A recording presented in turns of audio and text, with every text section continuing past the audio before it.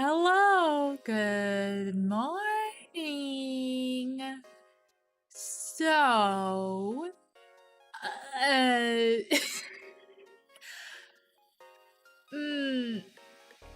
are my headphones playing background music?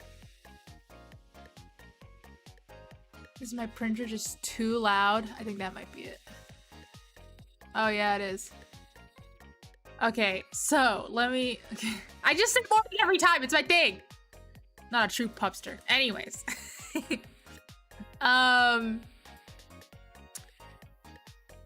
So I have a brand new 3D printer. Here it is. Just a quick background before we get into this. This is a CR-30. It is a FDM printer from Creality. FDM just means it like squeezes plastic that it melts out of the tiny little nozzle that's not shown on camera right now, and then the plastic hardens. The CR-30 is quite unique as a 3D printer because it has this belt. This is literally a belt, like a treadmill. It's exactly like a treadmill, and instead of like the nozzle really moving or like the bed moving, what happens is the print head actually prints at a 45-degree angle, and then the bed moves, and that's how it prints things.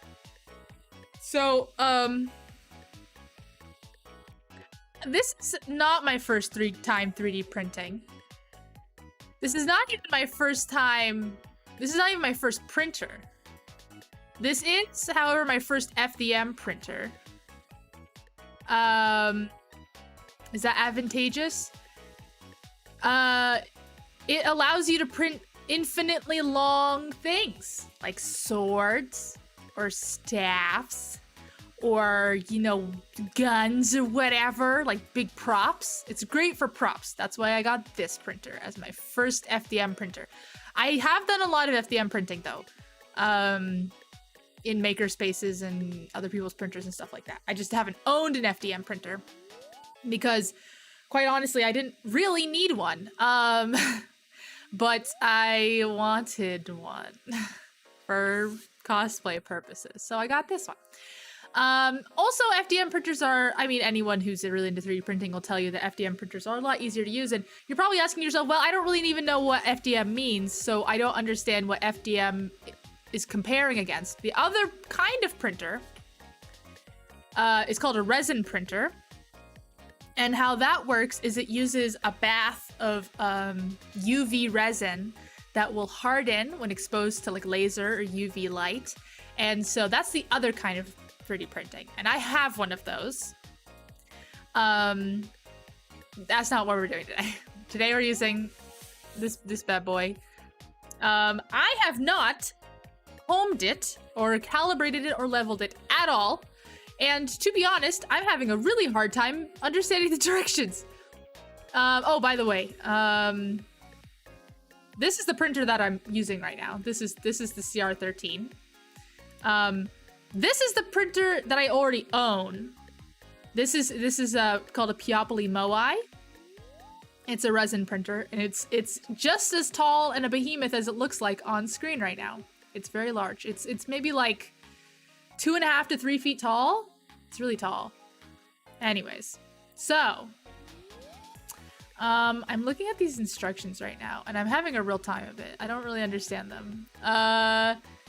First, move the x-axis to the contact part between the nozzle and the belt. Slightly press the nozzle onto the belt. So I did move the print head. I'm assuming that's what they're trying to tell me. All this is like translated from Chinese, and it's a little okay. This would make more sense if I understood like what these were supposed to be doing, but since I don't have any experience with belt printers, I don't. And then it says push the two limit switches against the X sliding block to lock the limit. Hypothetically, I've already done that. Hypothetically. Press back on the screen to get printer back to origin. Press the Y-axis and stop. Wait, okay. So I did do that. Okay, so here's where we are. Adjust the Y-axis end stop Adjust the y-axis end stop, adjusting screw according to the position of the nozzle relative to the belt after the origin. Make sure, oh!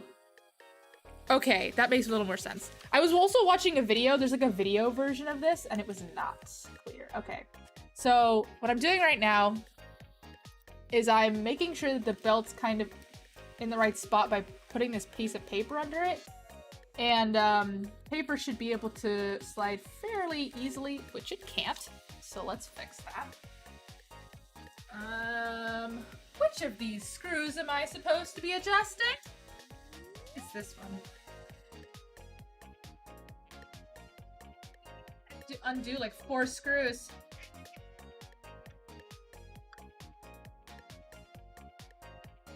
Yeah, it's also good for any unmanned prints.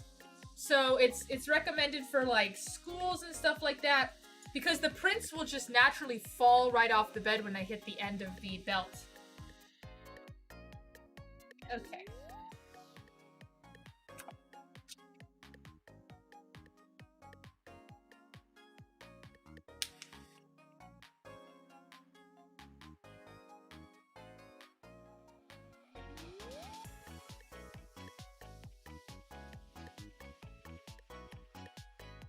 I have no idea if this is what I'm supposed to be doing.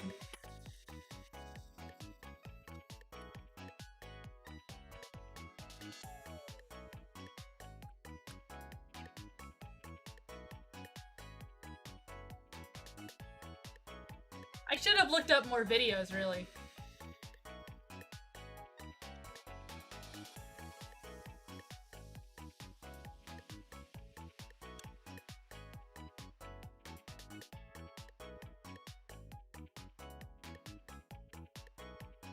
Okay. Hello. Let's see here. Then it says, according to the, then tighten the end y-axis end screw leveling finished. I don't believe you that that's all the leveling I need to do. I'm gonna click auto home again, so it's gonna start moving.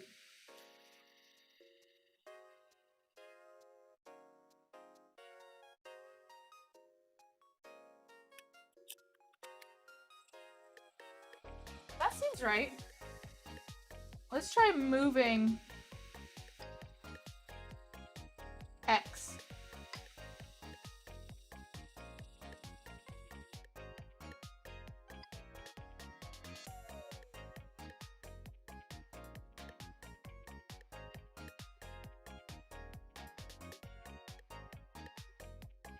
Am I singing?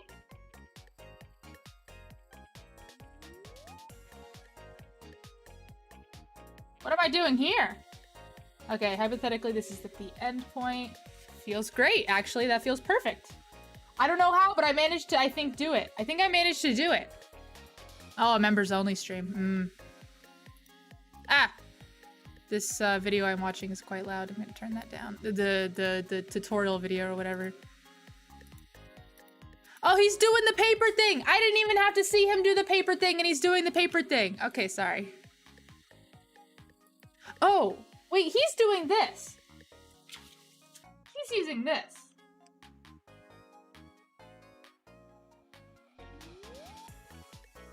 I don't know what the heck all that stuff I just did was.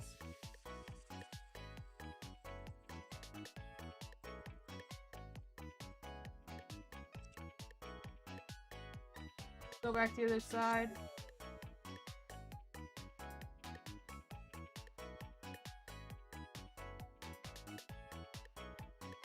I didn't say I was a 3D printing expert.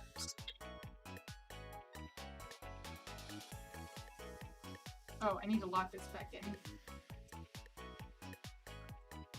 Locks it, and then we move it. Nope, wrong direction. Wait, what? What's happening?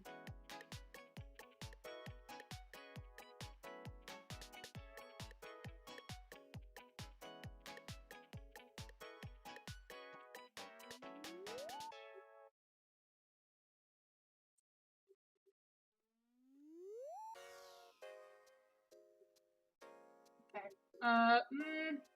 This is weird. So like when I turn to lock it, it also moves the nozzle a little bit. So, okay. There we go.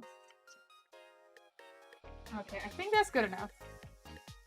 Let's go back and try this again.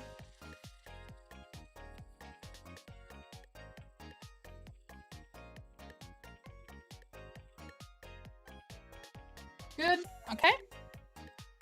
Okay, video's playing.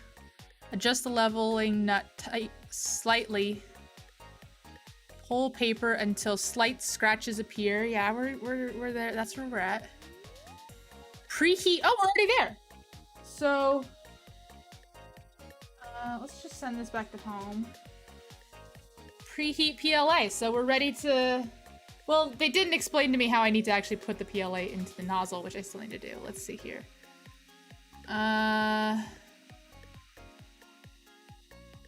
It says it in Chinese, thanks. Oh, I don't have to have the PLA in yet. Okay, so let's see here. So temperature.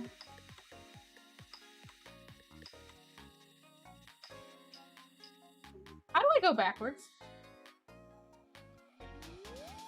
I don't know how to use that little screen.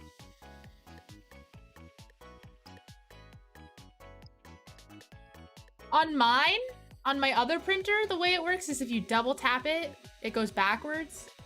But that's not happening with this one.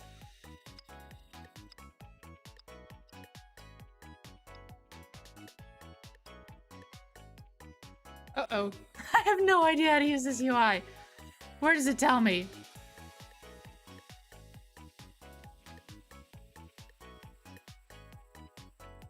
The top? Oh, did it say it at the top?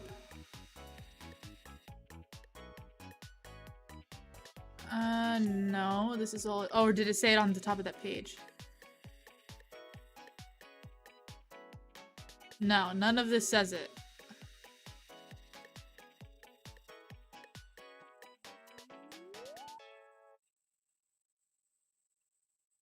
Cool, love that for me. Oh,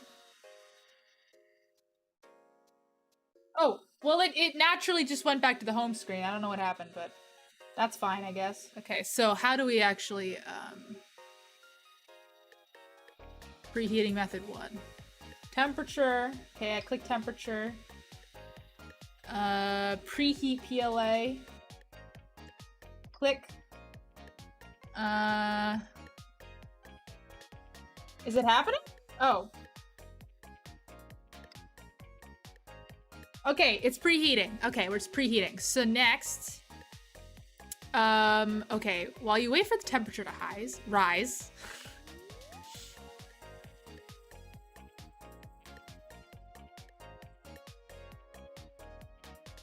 There's no other buttons on this.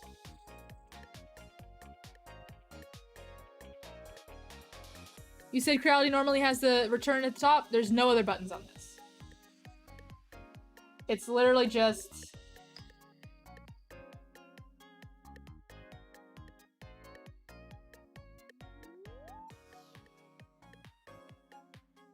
Yeah, I don't know what to tell you. This is the only button. There's just it's like a button and a knob. That's it. Like in one, you know what I mean?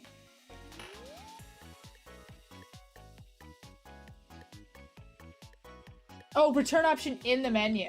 Oh, that makes sense. Oh, yeah, I see. Okay, I understand. I see it. Okay, anyways. I guess I was used to the weird one that I normally use.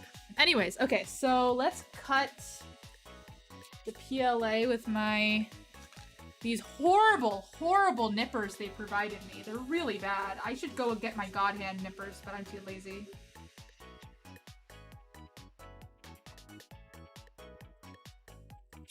By the way, Jared, I don't know if you were here for the beginning, but, yeah, I don't know, whatever, it doesn't matter. For smoother printing, the end of the filament should be placed as shown below. And as it is, it's placed exactly like that. Load filament. Okay, when the current temperature reaches the current target, press and hold this. Okay, well, first I need to press it through the first one. Through the end stop or whatever.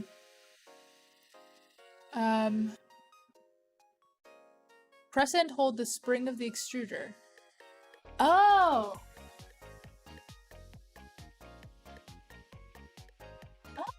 Oh! Because I tried to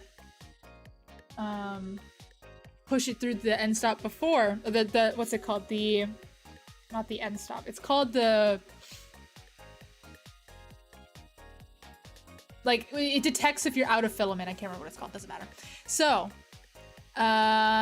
so we're gonna wait until the temperature rises. Oh, it's already risen. That was quick. And we're going to push it, insert the into the charging detection hole one by one. Then insert the consumables, I don't know, okay, into the small hole of the extruder until the...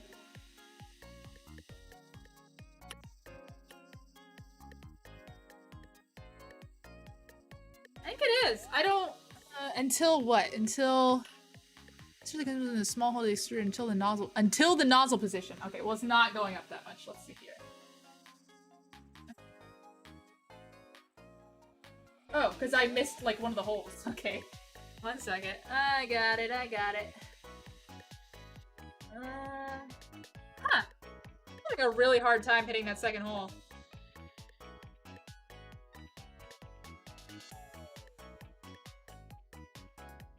I think I cut it at a weird angle. Let's see, I'll try again.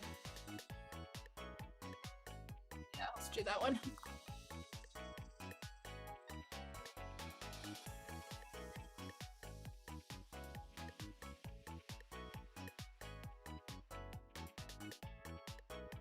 Oh, okay. I got it. I had to push it through and then hold the spring loader back. Okay, it's going through, it's making its way down to the nozzle. Oh, see it going through the Teflon nozzle.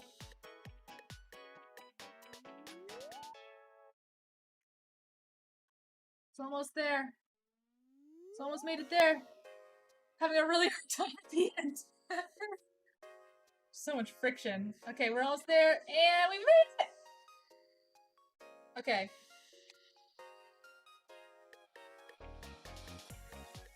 Do I have to keep going? Yeah, until it comes at the end. And it did! Oh my gosh. Oh my goodness. Oh. Okay.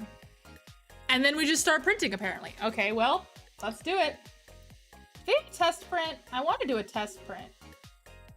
What's configuration?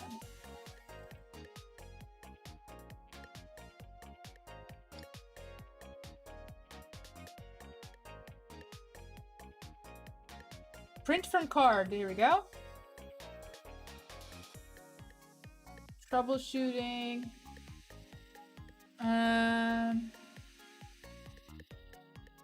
Any troubleshooting?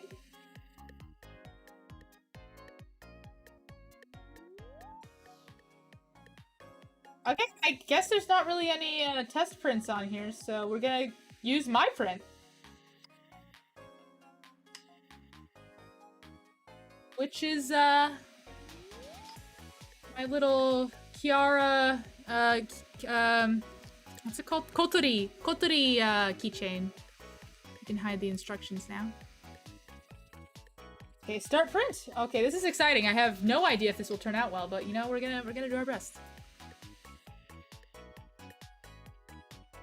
It didn't seem like they had any test prints in there. But I'll double check later, it's fine.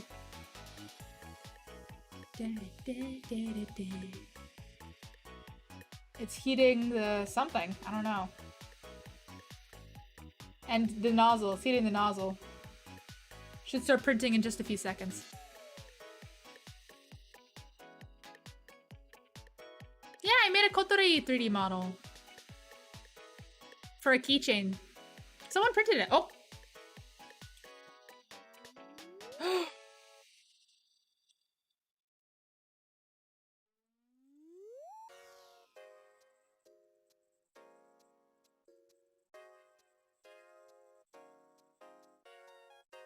Not only is it not no PLA coming out, but also it's not pressing against the printer. That's an issue, isn't it? Okay, well, first of all, let's get this little piece of PLA out of here. Okay, we can cancel that. Stop the print. You're failing me on every level. Why is there no...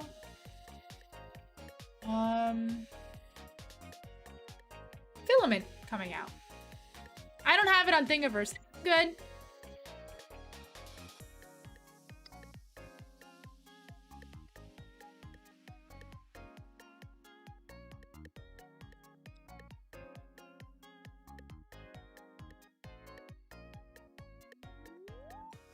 There's PLA coming out the nozzle when I do my little test. Oh, here we go. Could have done that.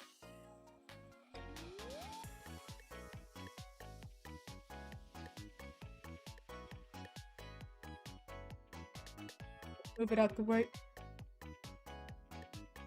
Okay, let's test the extruder.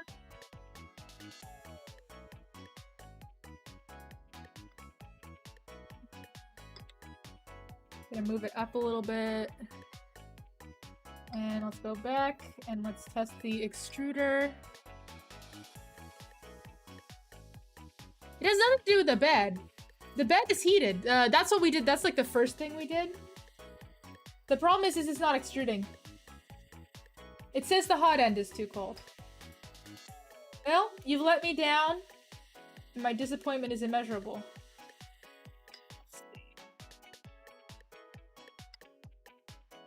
Oh, it's like, yeah, the hot end is cooling down.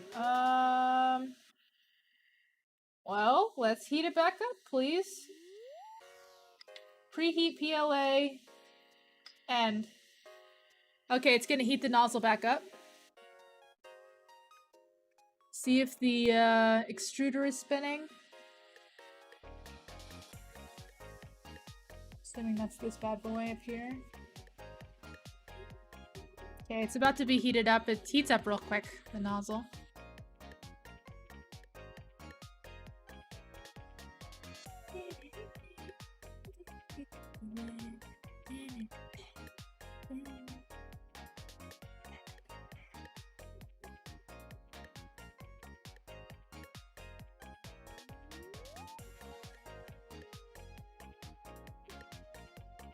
Okay, got the right temperature.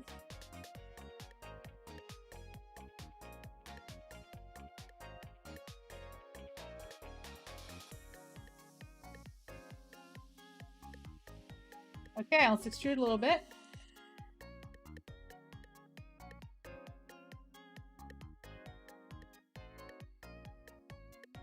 It's...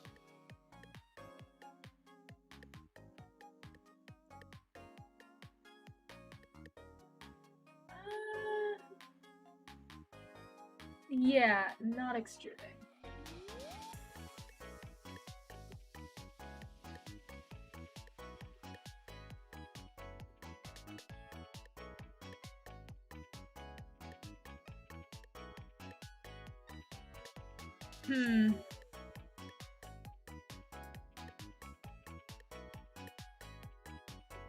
Yeah, I think the extruder's not working.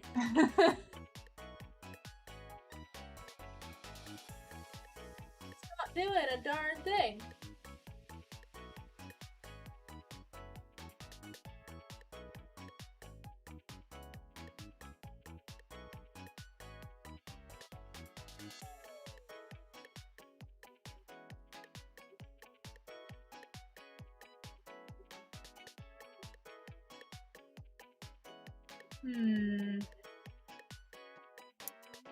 Scum-diddly-dum-bum. Here.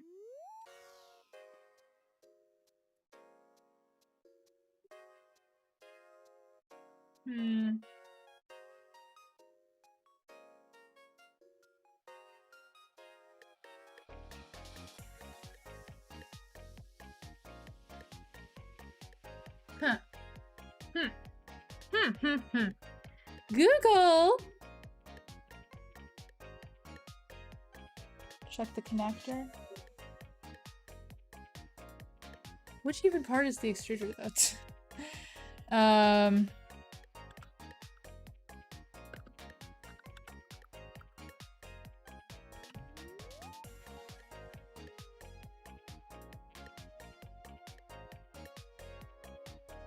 Okay, yeah. Oh, it isn't connected. When did that get unconnected? So rude. It actually is just straight up not connected. Oh.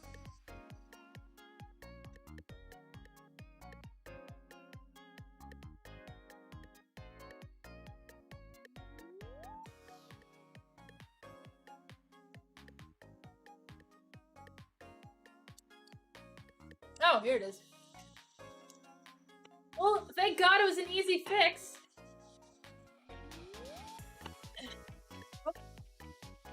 Okay. Okay, we're good. We're good. We're good.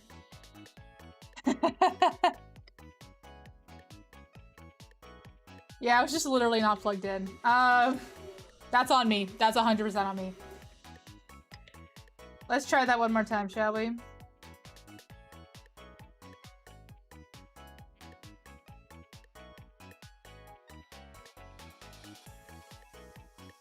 I think I'll have to turn the printer back on and off.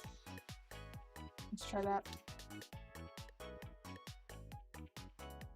Okay, it's off. Let's turn it back on.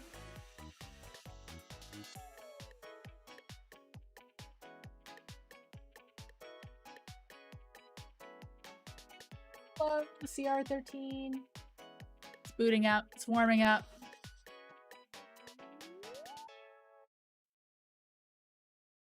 Okay. Info screen. The nozzle's cooling down. Let's heat the nozzle back up, please. Okay, it's gonna heat the nozzle back up.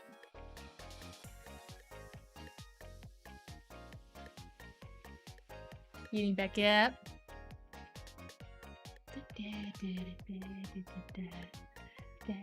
It is peak Lua, honestly. Being like, oh my gosh, these idiots, they've made a faulty machine. Now, to be fair, my machine actually was faulty in one way. When I was assembling it, here, I'll show you on this thing. I need like a cursor. Let me get myself a little cursor really quick.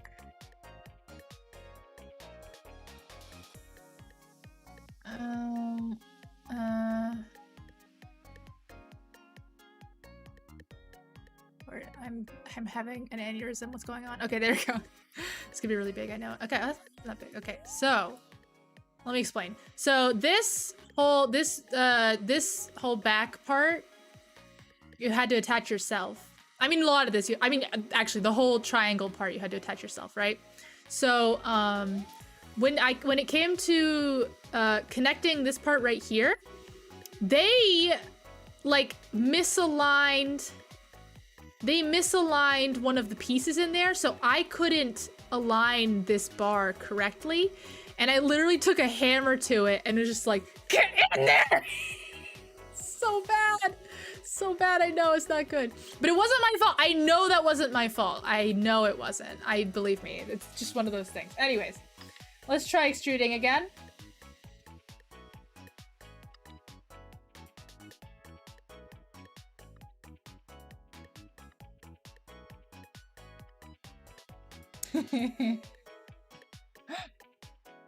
It's extruded! It extruded! Let me get that little piece off. There's my little notepad, sticky note thing. Get that plastic off. There we go. Cool. Well, it worked. Congrats to us. Me, I did all the work. You guys just sat there doing nothing. I'm gonna home it. And then we're gonna preheat it.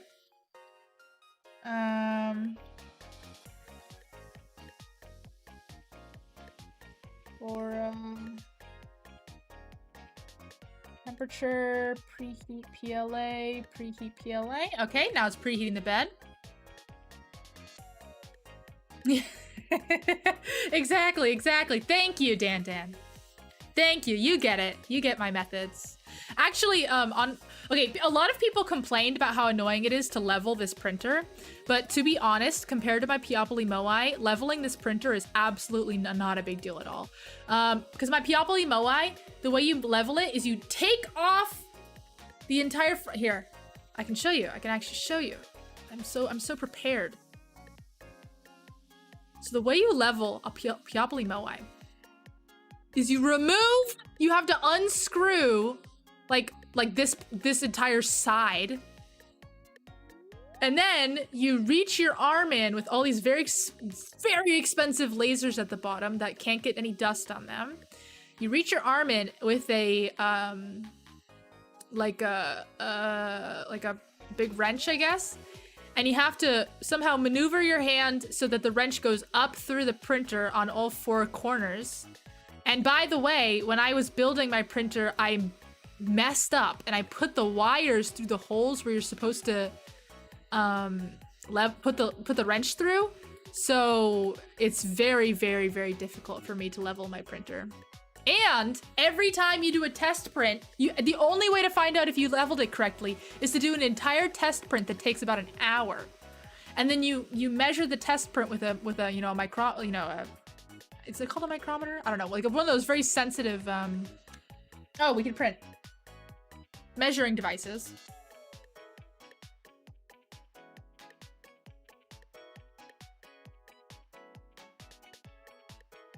Print from card. Coterie. Print.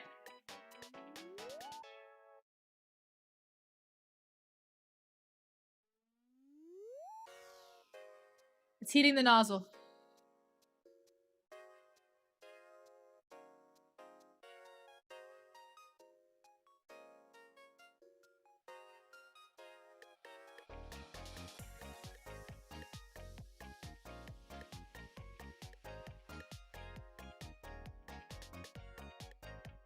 Almost there. 2, 1. Bam. Why is it? Oh, come on. Oh. Oh.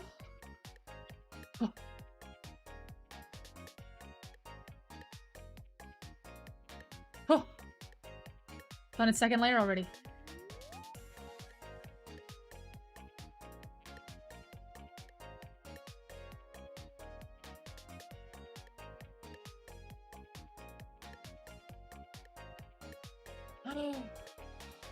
It's printing. It's printing. I don't know how good of a job it's doing.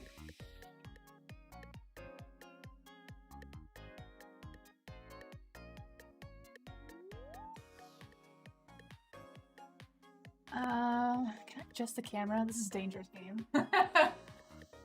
No, I can't adjust the camera. I think that's as good as a view you guys are gonna get.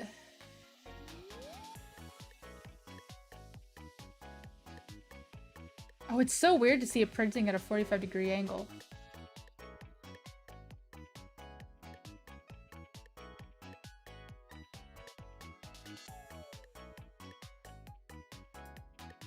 What is it even printing?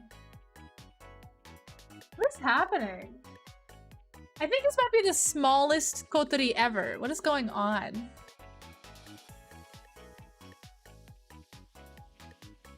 Oh, interesting. It like lifted the belt up a little bit just there. That's interesting. It's the first FDM I own, but I've printed on FDM many times. Hundreds of hours.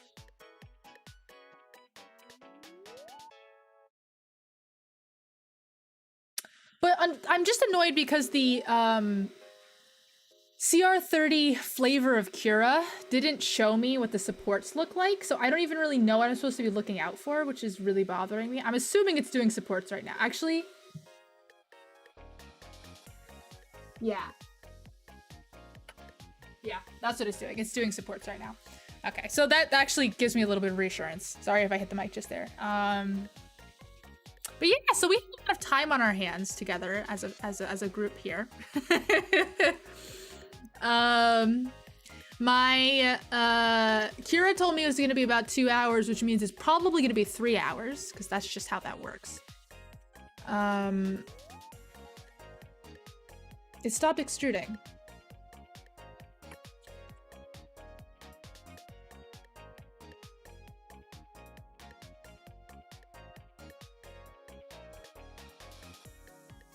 Maybe it didn't stop extruding. I'm just gonna trust it for a bit. I'm just gonna trust it. Just gonna trust it. What do you mean Creality has? I mean the support structures, you know? Anyways. I don't know, let's just like talk about 3D printing a little bit, shall we? I mostly most of my 3D printing experience is in college at our makerspace. We didn't have a makerspace for a very long time at my college, but about my junior year or so, they just decided to make one. Yeah, it's not extruding. What's going on?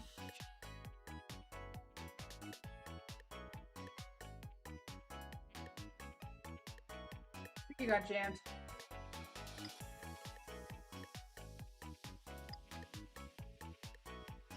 Stop. Well, that was quick. Here, I'll show you guys what it made. I'll let it sit for just a second.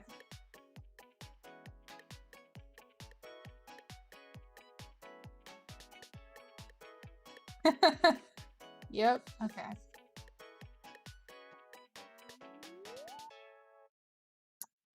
How well it'll... come on, adjust. Yeah, okay, there you go. You can see it perfectly there. So as you can see, it just sort of stopped extruding, more or less. Extreme under extruding, I should say. The extruding was pretty weird at the beginning to start with anyways. So that was weird. Yeah, no, it definitely was not extruding. 100%. Yeah, no.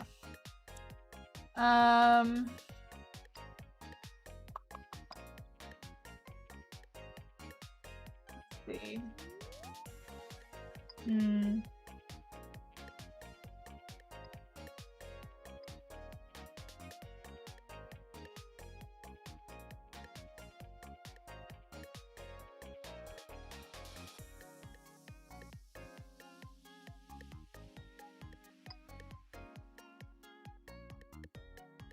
Maybe you guys will be able to see this. Extruder, hot end too cold. Okay, obviously. Okay, so get that hot end back up to temperature. Temperature, preheat PLA, and okay, let's get that back up. They gave me a little nozzle cleaner.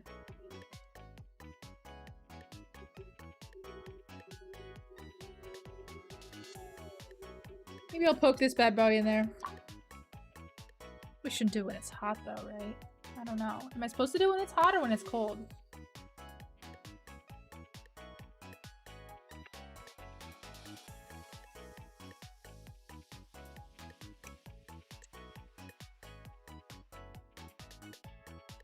Okay, I see PLA that had been stuck is now coming out.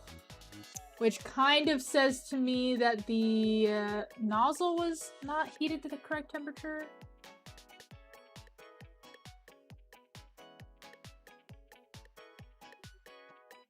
We'll let it catch up a little bit.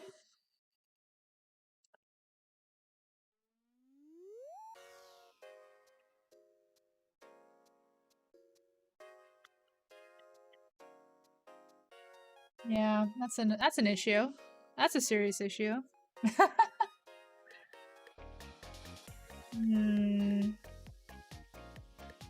Because it was extruding. I saw it extruding.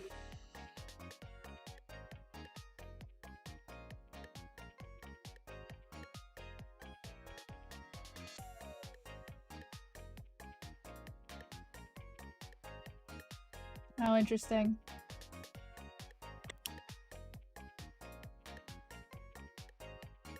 Okay, heat it to 120. Can I choose the exact? I guess I can. Oh yeah, here we go.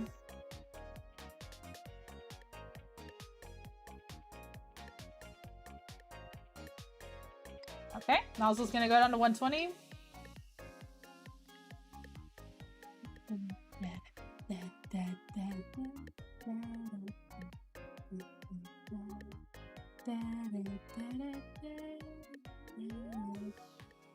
Now, to be fair, I mean, even initially, I was having a really hard time sending the PLA down there because of this kink in the Teflon tubing. That could also be a contributing factor.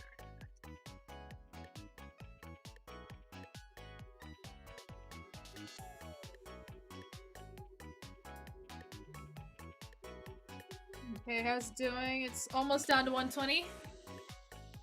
And my app is telling me to drink water. Let me grab some water.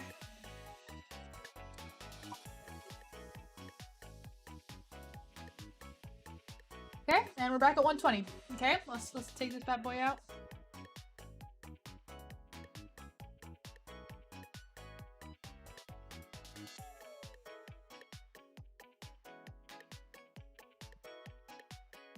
It's coming out just perfectly fine. So I don't think that's the issue.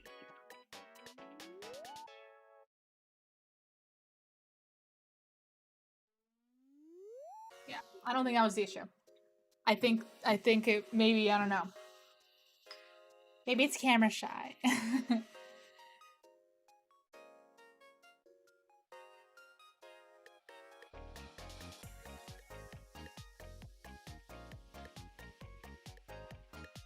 Okay, let's get it back up to temperature.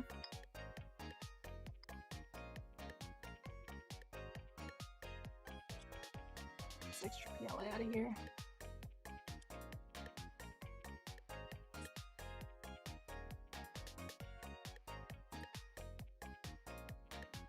And then let's get it back home.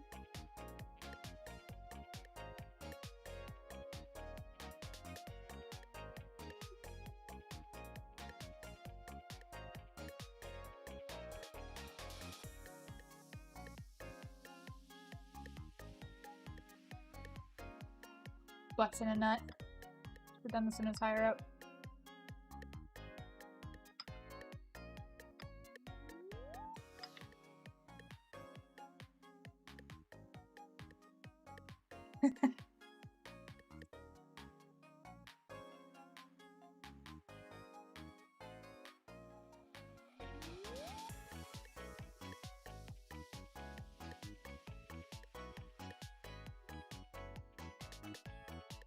Okay, nozzle's nice and clean.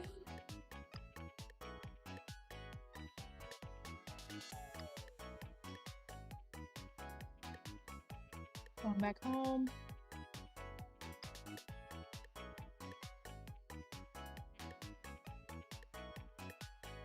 And we're ready to print. Let's go. Third time's the charm, eh?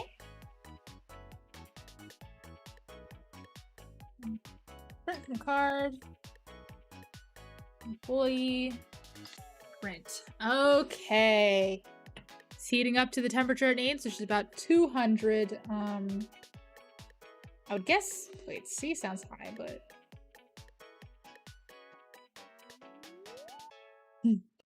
I actually intended for the first time I ever turned on this printer to be on stream, because there's a chance it would have blown up. But I accidentally, when I plugged it in, it was already turned on. So yeah, that wasn't an option. Okay.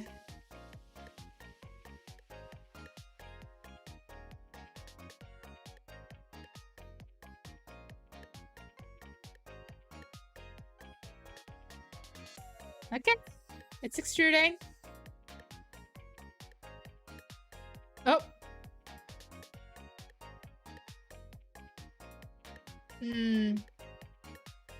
Nope. Fail, fail, fail.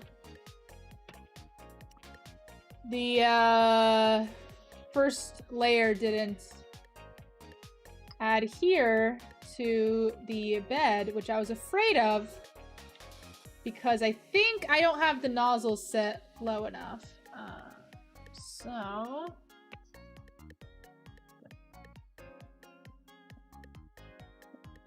you get all these tiny bits of PLA out of here.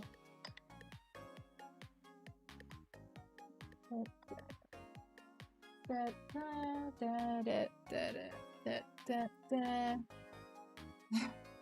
you see them all? These little tiny bits? There we go. It was extruding. I just don't think I have my bed leveled properly.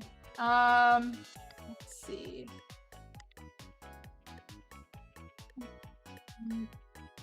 Auto home. Okay, let's try this one more time.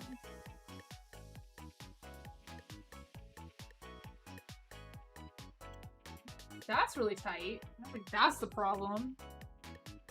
Try going on the other side.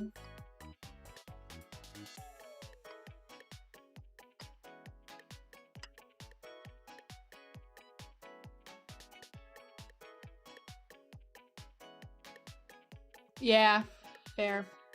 My other printer took me, no, that's definitely fine. It's tight as butt. Oh no, wait, here we go. That's tight too.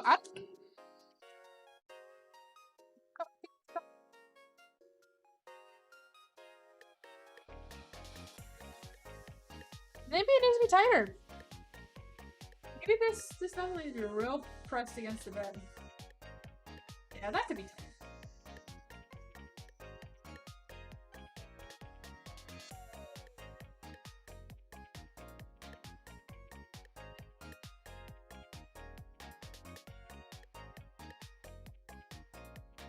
Ah, that's how tight they want it to be. They said until it makes a line in the paper, which that definitely did. Oops, sorry, I'm shaking the desk.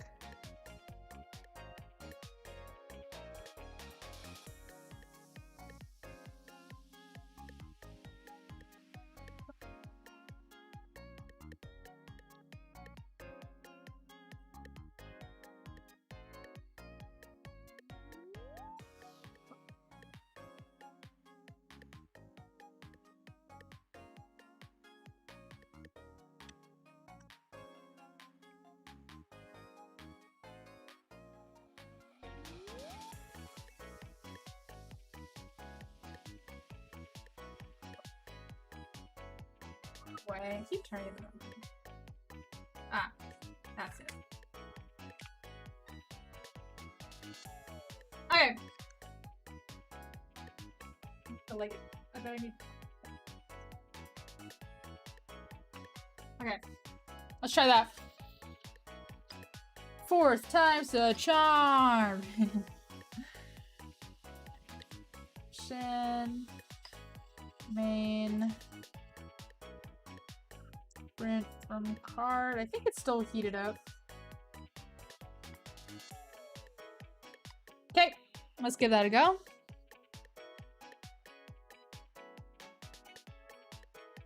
Oh, it has to heat back up from basically 0 on the nozzle.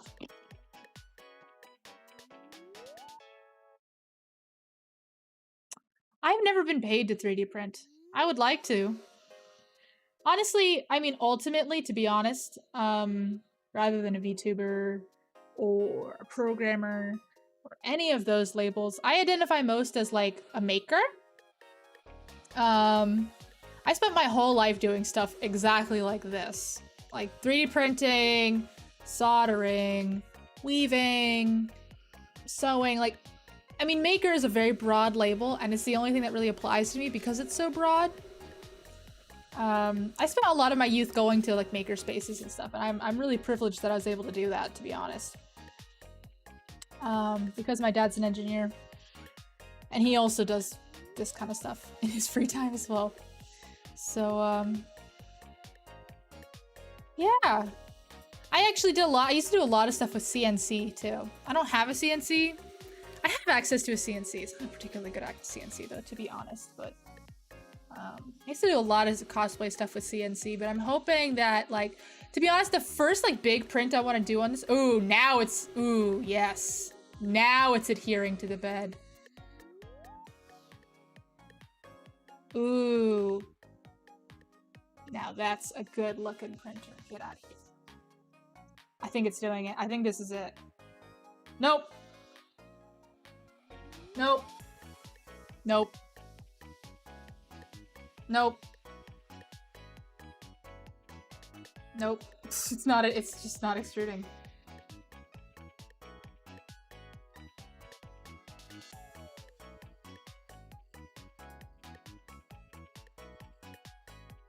Now it's extruding. What the hell?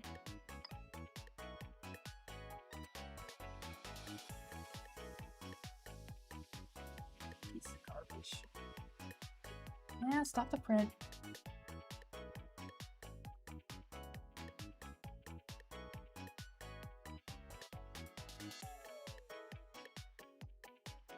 It looked so promising there. You all saw it. It was so promising.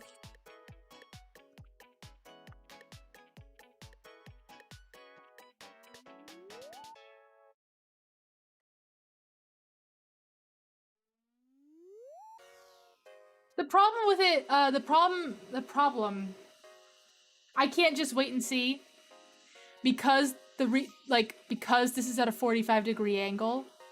If it doesn't adhere at first, it won't adhere. So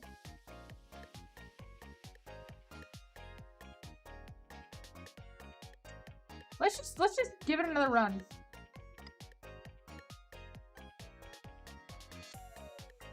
Without changing anything. Let's just do another run. Cause that beginning, oh, that line, that perfect line it made across the bed. Sexy. Heating up right now.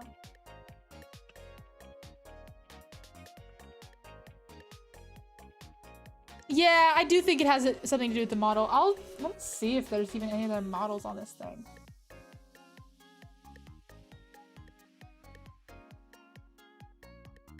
Oh, I can't look at it right now. Can't do it in the middle of printing. If it fails again, we'll look.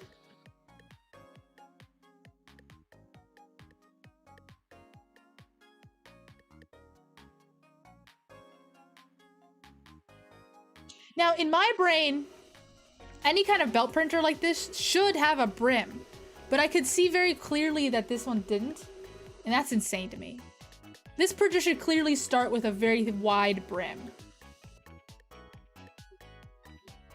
Okay. Nope. Nope.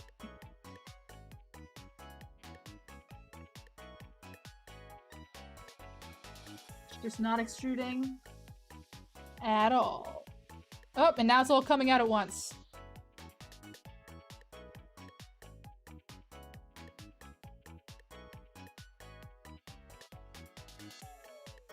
It's not even coming out at once. What the hell is going on? Is it just under extruding in general?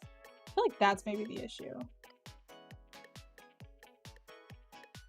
Stop print.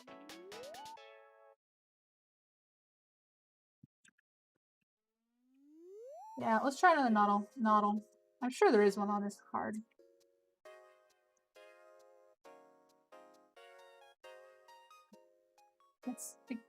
It just makes a mess of itself.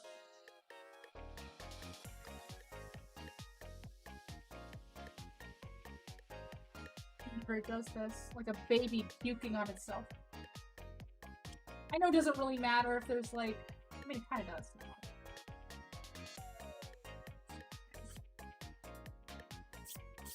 Let's see if there's another model in here.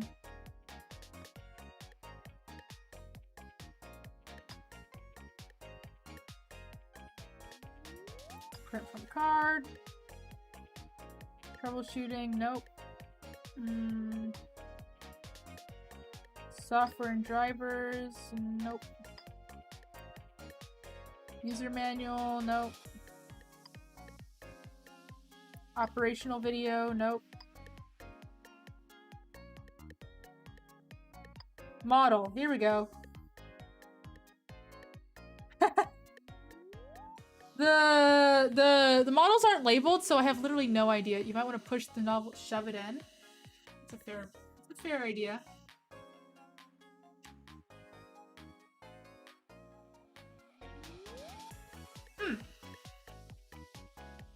Yeah, let me get the novel or the nozzle at the right temperature.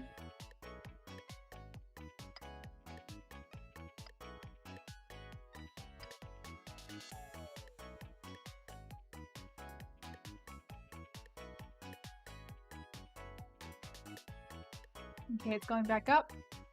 Pain printo. Yeah, very that. This is honestly pretty much what I expected from a stream like this, though.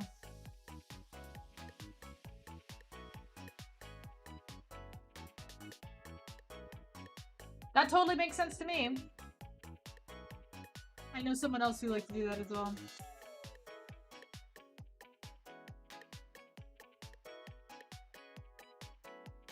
People in my makerspace. But we were using a lulz bot back then, and oh, it was so nice. Nice printer. Okay, it's pretty much at temperature.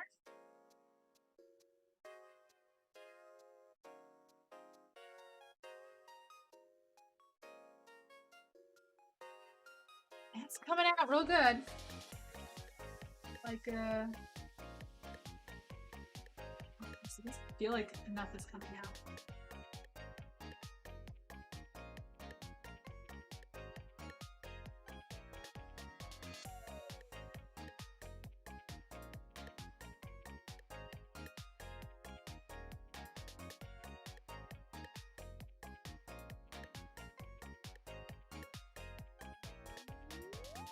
I'm gonna try that gap thing you mentioned before again. And set the temperature to the gap test 120. And let it cool down. Okay.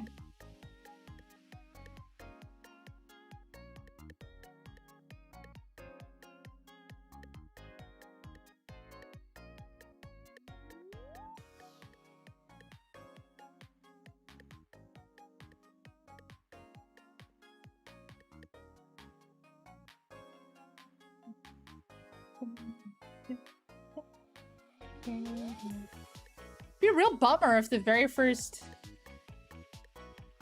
time I used this extruder it already had a gap in it.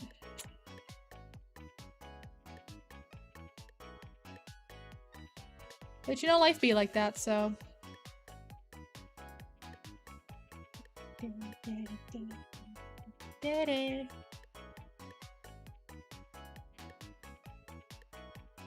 Okay, I'm gonna let it cool down for like a bit. In the meantime. You know, people talk about how much of a hassle resin printers are, and they are. They are. But I don't know, the issue, it feels like there's less places a resin printer can go wrong. Like, to me, because I mean, by virtue of getting a resin printer, you're like, you know the laser's gonna work. Like, just because if it didn't, that would be insane. So you as a user could never really calibrate the laser. So that's not really an issue, hopefully. And so then you just have to worry about leveling and like layer height and then like surface area of each layer. So like, you know, and stuff, how your print is set up, how your G-code is set up. But other than that, like, that's it. So it's actually really nice. I mean, resin printing, I mean, of course, people complain about the cleanup and stuff, and that's, of course, that's a very valid argument, but I don't really care. The real issue with resin printing for me is the time. I mean, to print a little kotori, you know, that's like this big or so, it'll probably take about like 6 hours. So, yeah. Takes a lot, probably at least, I should just revise, at least 6 hours. I had prints that took like 14 hours. Okay, we're gonna do a gap test again.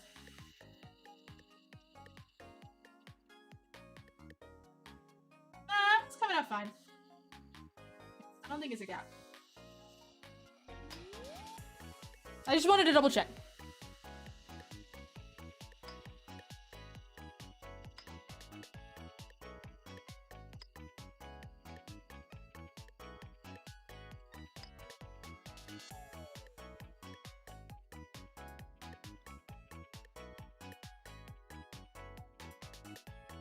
Preheat the end back up.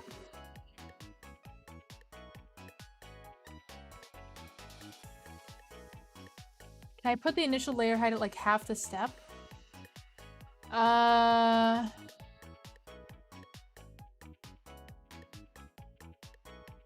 the thing is that because this is a 45-degree angle, there is no quote-unquote initial layer. Do you know what I mean? So it just is about the bed leveling, which I just leveled to be like really tight. It's definitely, the bed's not an issue anymore.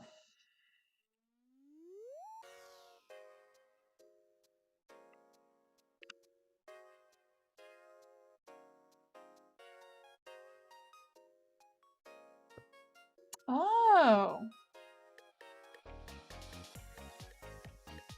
No, I know 3D printing can take some time, but...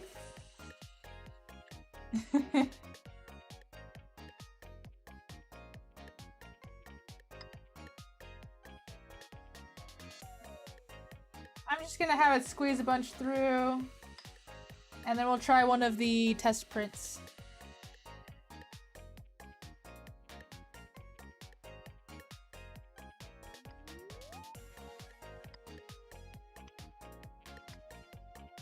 It's extruded. Nice. It looks like one of those Dr. Pimple Popper videos.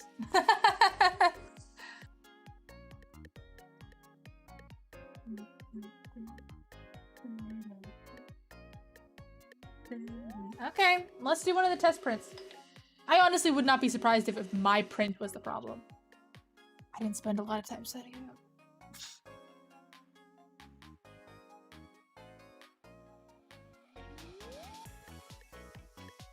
Okay, print from car. I have no idea what this is. We'll just go with the first one. It's called 2020 11 16 Chew-On 15 5x5. Does that mean it's gonna print 15 models? Or 5 models? No, surely not. Oh, we're just gonna run with that one. Okay, it's gonna print. That's gonna move in a second, but it's gonna bother me. Ooh, there we go. I got it. I got it. I got it.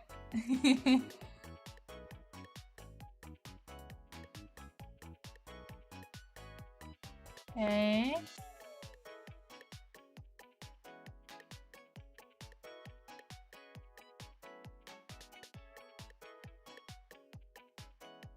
Two summary queue that prints 5 times. Well, we'll just stop it, I guess, after the first one.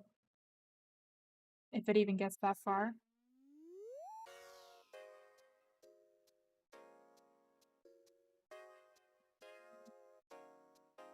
It's heating up the bed. Also, the bed wasn't heated enough. When I was printing mine, it was saying the bed should be at 0, and I'm like, that's not right. So that also might have been a huge part of it, actually. Now that I'm thinking about it. I don't know why it said that, though. I have absolutely no idea why it said that.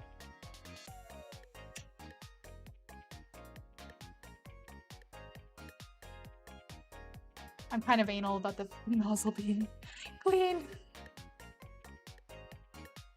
Yeah, that was probably it. I think the hat probably had a huge thing to do with it.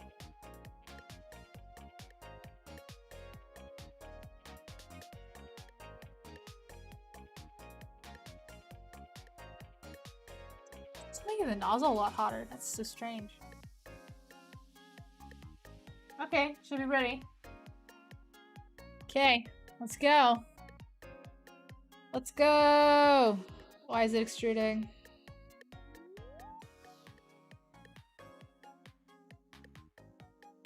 It's just like extruding in its own little corner.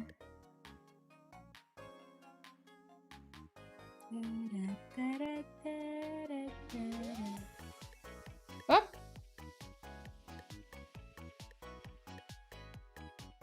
Got PLA all over you, baby.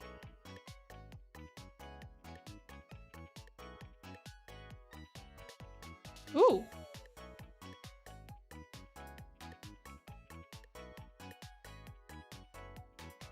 Now there we go. That's what a first line should look like on this printer. What the hell was my G-code doing? I just used literally their Cura.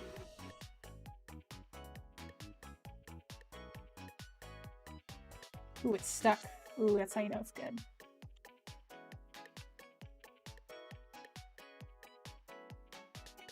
Look at that. Look at that sexy one.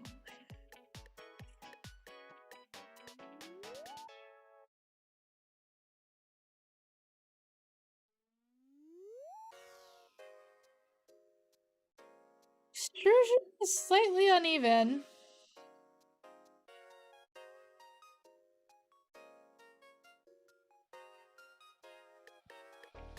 Ooh. Now we have time. I don't even know what it's printing. You said cubes, but this is really big.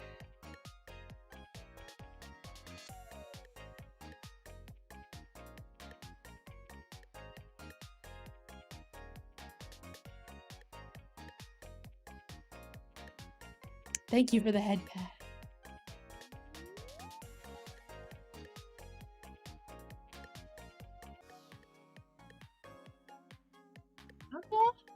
It looks like it's doing pretty good. Looks like it's doing pretty good.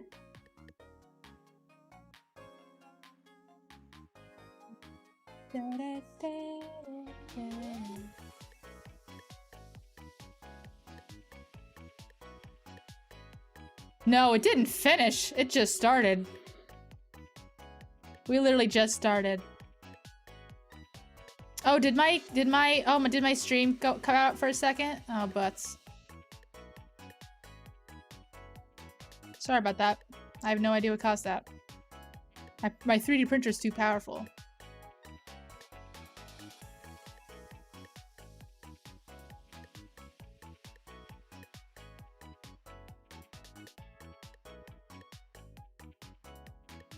I have no idea what it's printing.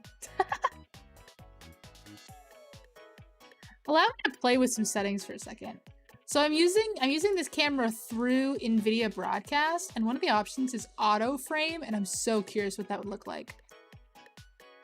I kind of did a pretty good job. I was hoping it would like move. You know what I mean? I was hoping it would move with the printer head. As the printer head moved. Oh, it kind of did it for a second. I think it's probably looking for faces is the problem. Okay, we'll turn that off. I just thought that was interesting. There's also like a background replacement. A background removal. What the heck does that even mean? Well, that did a really bad job done, didn't it? Background blur, and it just detects the whole thing as background, so it just blurs the whole thing. Okay. Anyways, we're done with that. Just gonna quickly look through all the instructions to see if there's anything else I missed. I don't think there is. Yeah, just talked about circuits and stuff. Okay. Okay. Well, good to know that it's... Yeah. Well, I mean, I was kind of considering, I was wondering if putting tape down on this bed is an option because, oh, stream's down again? Oh, what the hell?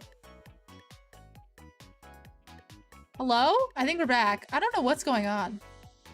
I'm gonna turn off auto stop in case this keeps happening.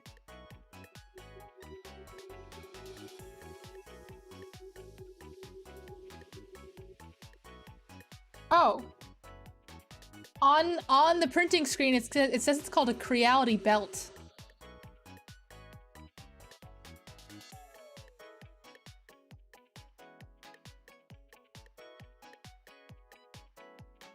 Oh, it's probably called like Creality belt test print, as in the machine is the belt, not the thing that it's printing. Here, let me look up CR-30 test prints. I kind of want to print a benchy.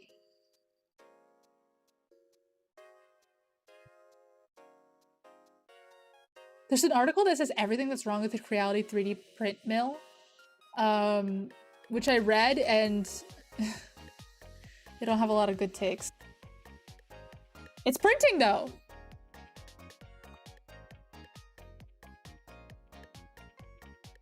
Yeah, so clearly the default settings on Creality's own Kira flavor are just not good. Let me open it back. Let me open it up and see if we can play with it a little bit while we do this. Oops. Yeah, it's just called Creality belt. Where's Streamlabs?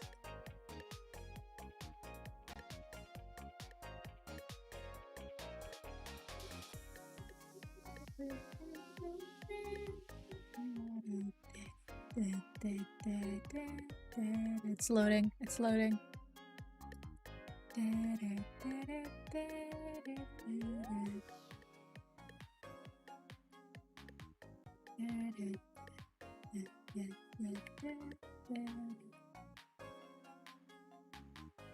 Okay.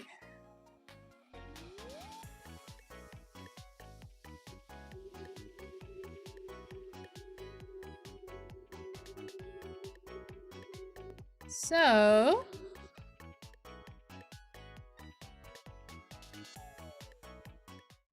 this here is Kira.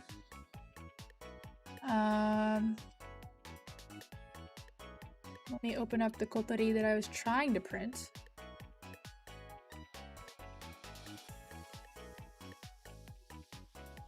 My print didn't have a raft or a brim, because I was using the custom settings. I would have preferred, I assumed that they would have done that, but they clearly did not. We're gonna use custom settings because, wow. Yeah, here we go. Oh my God, really? That's not the default? Really? That's ridiculous. How is that not the default? Here, let me adjust the screen so you can see the settings I'm messing with.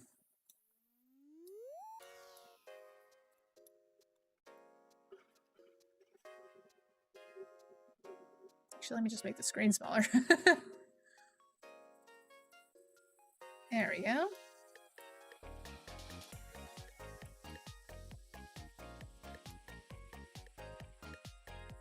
Yeah, I mean, these prints are gonna be long.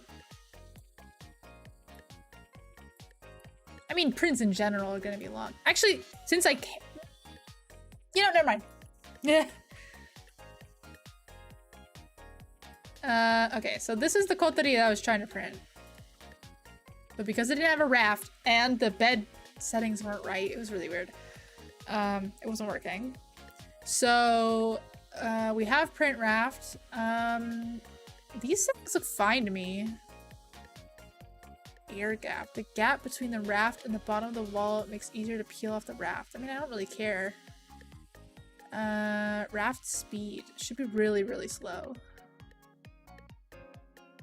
I'm hoping that these settings that are just default to the Creality belt. Stream's going okay. We pretty much just started our print and it's just like a bad test, annoying test print. Oh, I see it's starting to print the, what's it called? The infill.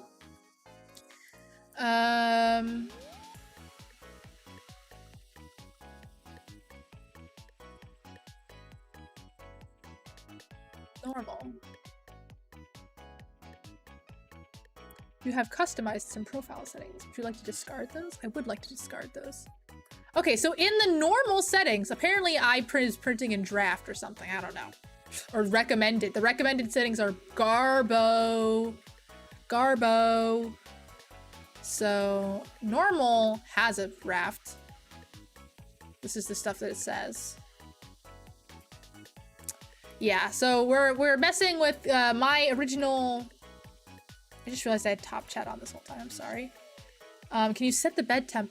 I mean, normally you don't set the bed. At least you're not supposed to set the bed temp in the G-code file. So I don't know why. Like the print we're doing right now had temperature settings in G-code file, which is at least that seemed to be the case for me. Either that or I don't know. It is really weird.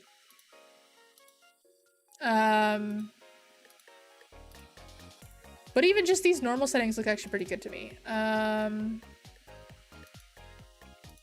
Because it was mostly the raft that was the issue, more than anything else.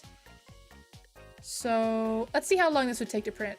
I'm gonna click prepare and it'll take about a minute or so to figure it out.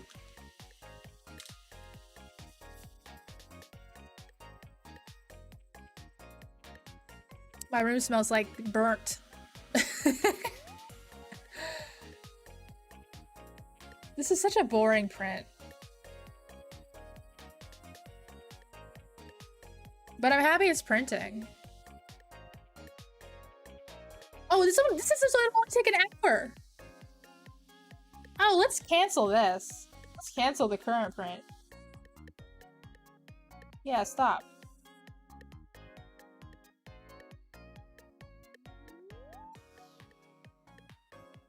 Okay, let me show you guys what it made.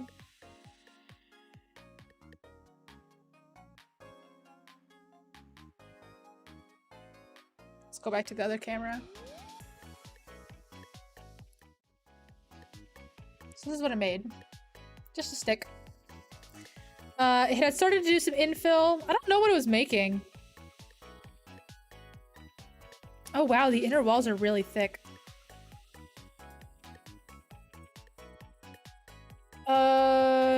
So one of the big, oh, that's not that bad. An hour for a print is really not that bad. Yeah, it's a stick. It's a stick. Here, let's see if it'll adjust. Do you see the zigzags on the inside a little bit? That was the infill. Come on.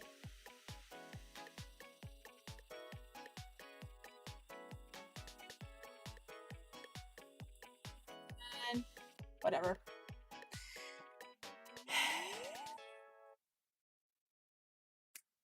Oh, I wanted to cut it, like, bend it in half. It just sort of bent instead of breaking. You know what I mean? Whatever. Boring. Okay. So I'm gonna pop the SD card out. Pop that in my computer, and we'll save this test print to it. Where's my SD card? Yeah, but I mean, that on its own was pretty good. Not bad at all. I don't think I got a faulty printer. I meant to say.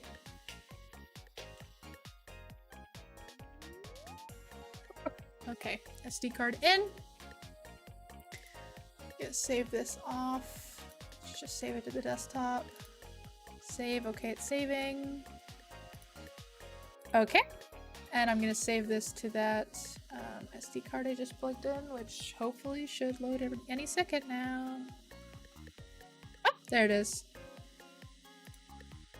Okay, so I'm gonna delete the G-code that's there because that's obviously garbage. Put that new G-code in. That was weird. It said that old G-code was 0 bytes, which is very interesting. Okay, we're ejecting the SD card. Plugging it into the printer. Clicking attach card on the printer. Cool, we got it. And now let's print from card. Wait, main. First I want to make sure that the temperature is good. Preheat PLA. Okay, the settings it says for preheating PLA are bad. First of all, I think. But whatever.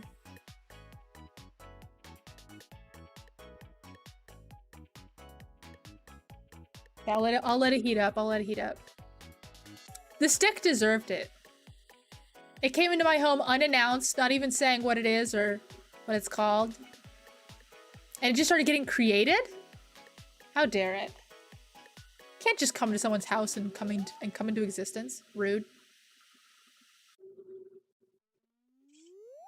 Okay. Let's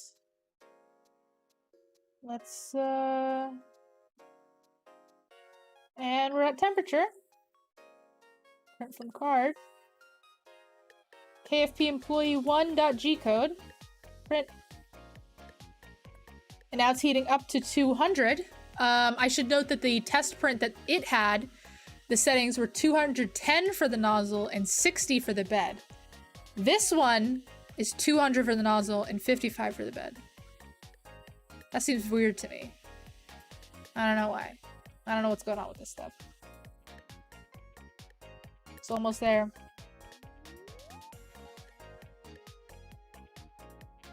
Cross your fingers. Hope to die. Don't do that. Don't hope to die.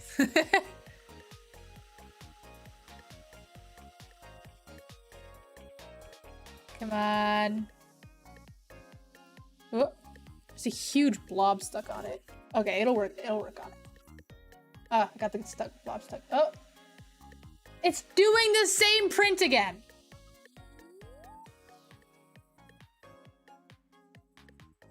I hate this. I'm mad. Maybe it just had the actual old G code loaded. I'm gonna pretend that that's the case, and I'm gonna turn the printer off and turn the printer back on. Also, we need to get all this. There's a bunch of. Here, the stick will actually have some usefulness. Here we go. Thank you, stick. That's actually quite useful. I'm gonna turn the printer off. Printer's off. What is the size in the slicer? It's pretty big. I mean, the size of the actual print. Well, I say really big. It's not actually really big. It's 40 by 40 by 50 millimeters or so. But yeah, I think what happened was it had the old G code loaded. Because I didn't like reset the printer and stuff in between. Usually in these kinds of things, you turn the printer off and then you unplug the SD card and plug it back in. Anyways, at least I know that's how my printer works. Let's set the temperature. Preheat PLA. Preheat PLA. Okay, it's getting up to temperature. I'll be about a minute.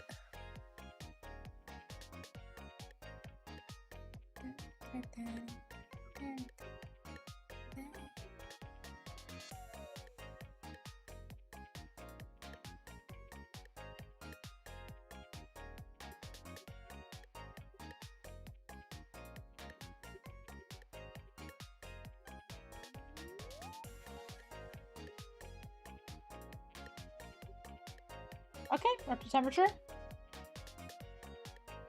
Print from card. Okay. Print. The problem was with that time that it was printing just now, there was clearly no brim. It was doing exactly the same movements as before.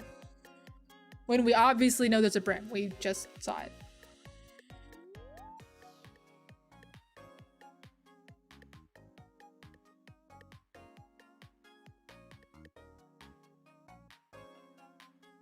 Oh, it's, stop print. Stop print. It's not homed. Okay, well now it's homed, I guess. I guess it was gonna home itself? I don't know. It was flashing confusion signs at me. So I guess we should home it first. Motion, auto home. Okay, I mean, I guess it's home now. Post screen. Okay, yeah, it's home now. And then we'll go to... Oh, did it... is it not preheated anymore? It's not preheated anymore, so I have to preheat it again. Preheat PLA. Preheat PLA. Okay, it's heating up. It's time for me to drink water, apparently.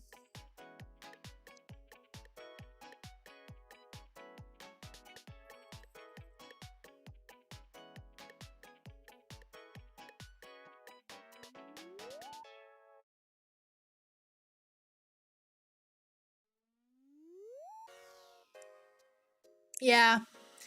I mean, I have absolutely no idea what I was doing in terms of calibration at the beginning because it didn't explain to me what the hell I was doing, and I don't think I did it right, but it seems to more or less be working. I think it's just my G-code that's a little messed up right now. Okay, we're gonna start the print. It's gotta go up to 200 and then it's gonna start.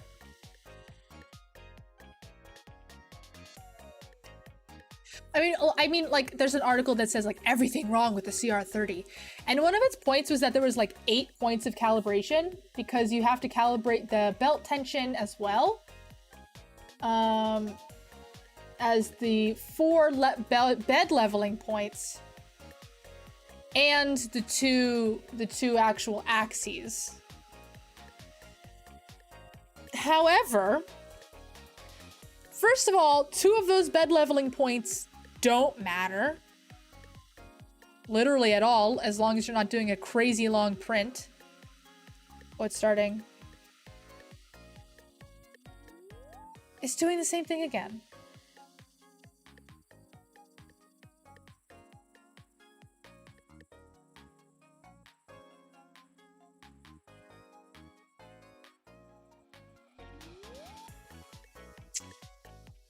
Okay, we're not doing my prints. My prints clearly suck. I'll mess with my G-code later on. I don't know what's going on with my settings, but we'll do a different test print that's maybe hopefully a little more interesting. First of all, let me clean off the nozzle.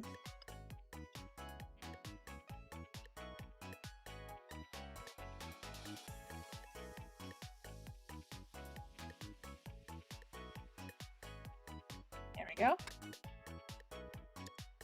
Can I lift the bed? Oh, I can.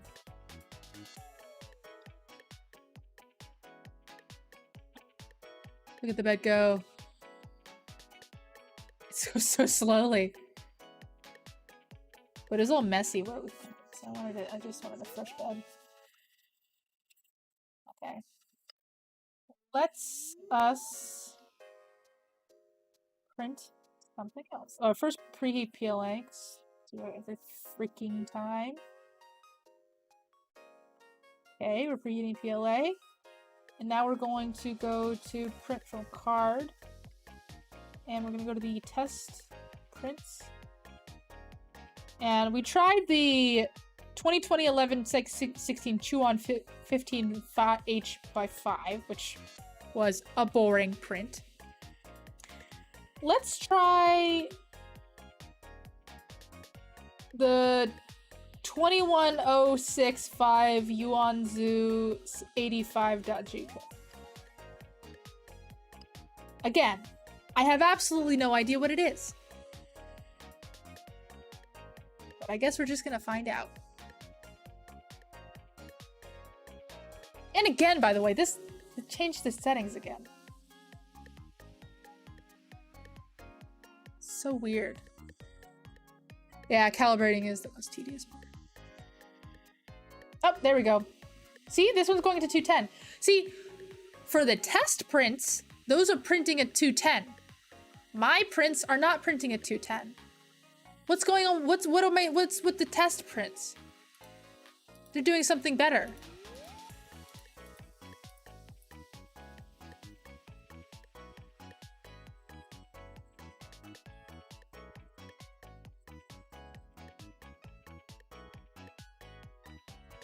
I'm just looking at the settings and stuff.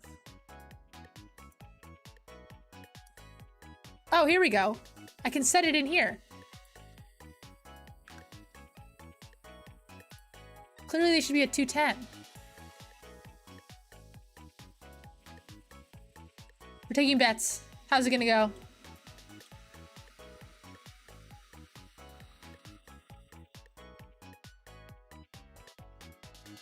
Ooh. And the fact that it does this every time. Why does my print not do this? Clear the nozzle. Ooh, it's having trouble adhering to the bed.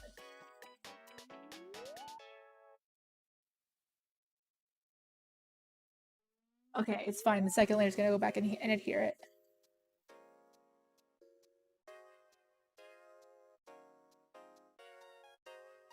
Why is my print not doing any of this stuff? This is clearly a G-code issue.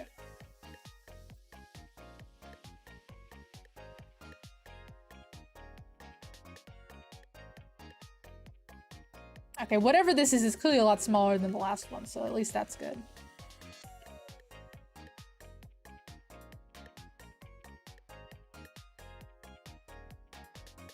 Okay, well, I'll trust it.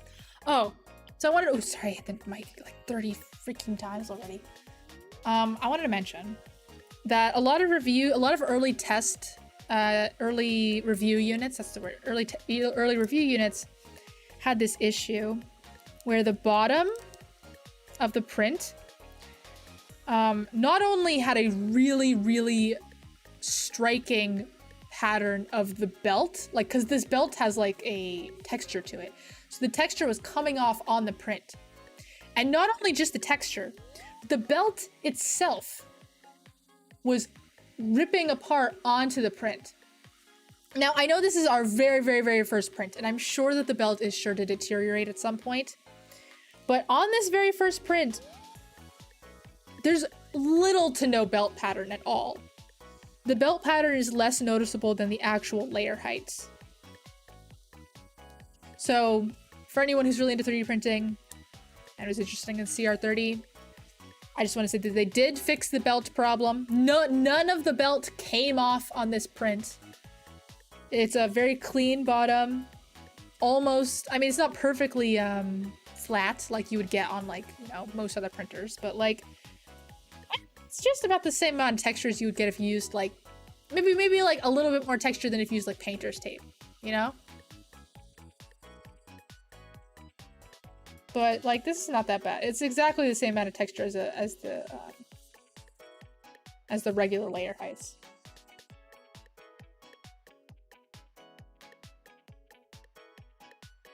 Of course they listen to the reviews when Naomi Wu yells at them.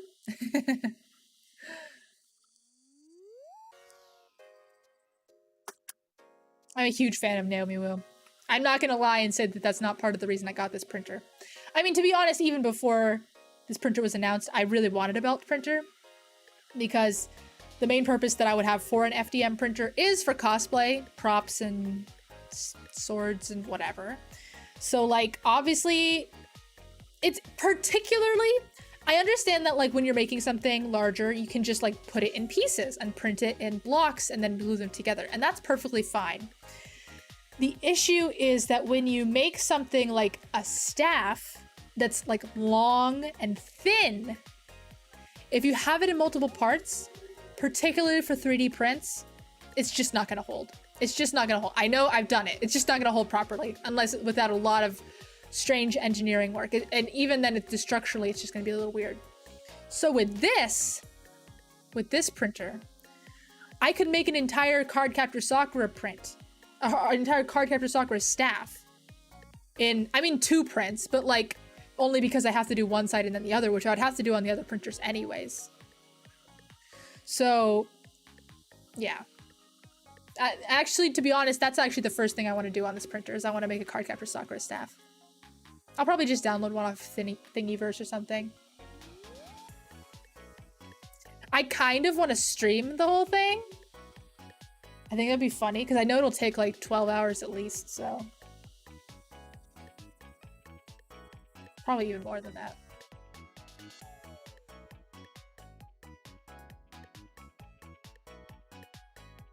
Yeah, you need reinforcement. See, annoying.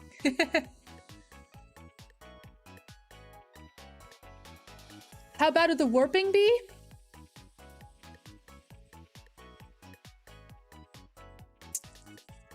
honestly, I don't think it would be bad at all. Because the interesting thing about this printer is that the belt itself is so long that this only the first, okay, well, literally half of the belt is heated. The rest of the belt is not heated at all. So by the time it comes off the printer, it's already completely cooled. Especially if you have like, here, where's my little cursor? Here, let me make this bigger. Whoop. Okay. So, from half the belt onwards, this whole part is not heated at all, and the movement of the belt is so short that it will have probably at least like 6 hours before it even reaches the end of the belt. From reaching the not heated part to the end of the belt. So I don't think it'll be warping, especially if you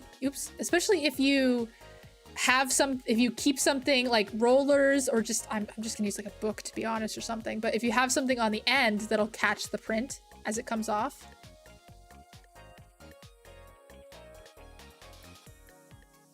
I don't think this will be I mean, I'm not, as far as streaming the Cardcaptor Sakura thing, I probably wouldn't be on stream the whole time. I'd probably do it during the workday or something. I mean, as far as warping from just like, you know, the physical properties of a plastic not being very sturdy, of course that would happen. Especially with these thermoplastics and everything, but like it wouldn't be that bad. I mean, you probably would want to reinforce it. Like maybe what I would, I mean, for the novelty purposes of it, I would really want to make just like a Cardcaptor Sakura sword and staff in one go. But practically speaking, I would just make, you know, the top end and the bottom end separately and just put a wooden dowel in the middle of it. So maybe I need to do a more fun test print, like some kind of sword or something. I know Naomi Wu did like this really cool, like crazy sword looking thing. I don't know, do you guys have any suggestions? Streaming the printing so you can check it remotely from work? Oh yeah, that would be an interesting side effect of that. I could just like hop on my own stream and be like, how's it going, guys? Did it mess up yet? Yeah, I think this is just a cube.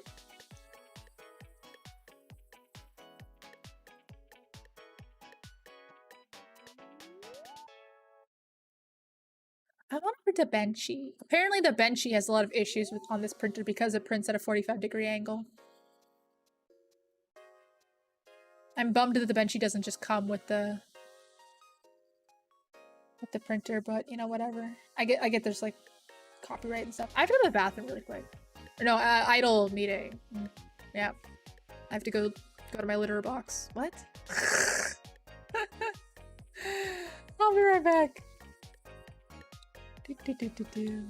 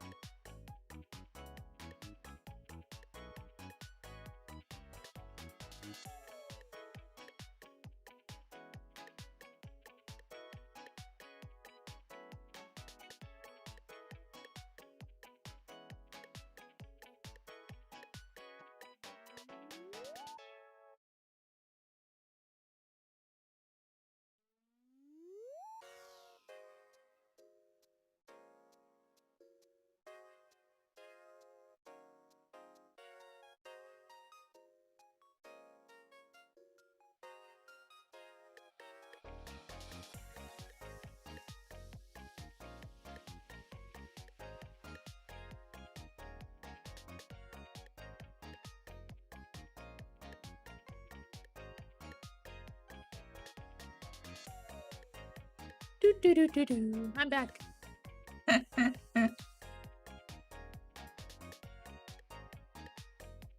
There we go.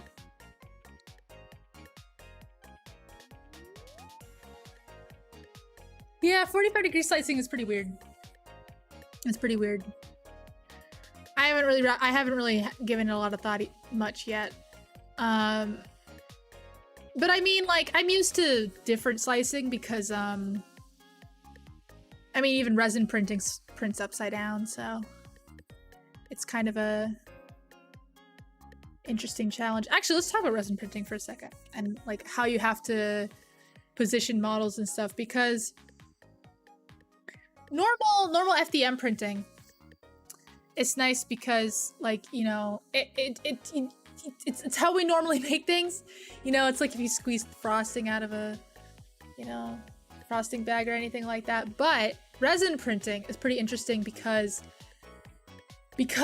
ultimately you're trying to minimize surface area of any given layer. Yeah, it must. Actually, I'll talk about that in a second. But so you actually usually put all of your you put your model itself at a 45-degree angle from the bed to minimize the surface area of it. It's pretty weird. But as far as them designing, yeah, it's pretty interesting. So most of the design stuff they got from these two other guys who have been making their own belt printers for a while.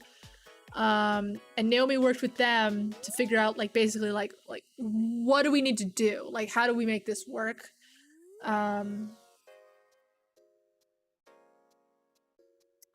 And yeah, so I mean, they didn't have to design it from the ground up, that's for sure. But as far as making it affordable, yeah, I think, to be honest, this is not that affordable of a printer. Especially compared to Creality. On Creality standards, this is not an affordable printer. This printer cost me about $700. So yeah, it's not an affordable printer. Creality is known for being affordable. This is not on their line. And that was, by the way, the early bird price because I got it on Kickstarter. It's doing really well now that it's, like, away from the bed. Do you know what I mean? I'll show you when it's done, but it's doing pretty good. I'm happy for my little powerhouse printer. I hope I can get the settings right. Like, what the hell? This is so annoying. Let me look at the different profiles.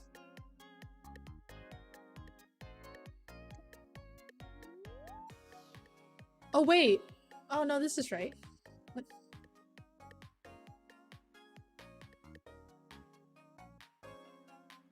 For a second, I thought I was using, like, the wrong...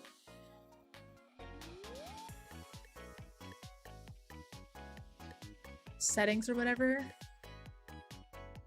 The bed has been the enemy of every printer I've owned. Yep. I have had more than a couple prints just come right off the bed and destroy themselves that way. Love that for me. And then also, even if you do get it adhered to the bed, getting that bitch off the bed, garbage. Hate it. Get rid of it. For me, that's the hardest part. Getting it off the bed. Until this printer, obviously. Now it's the problem's getting it on the bed.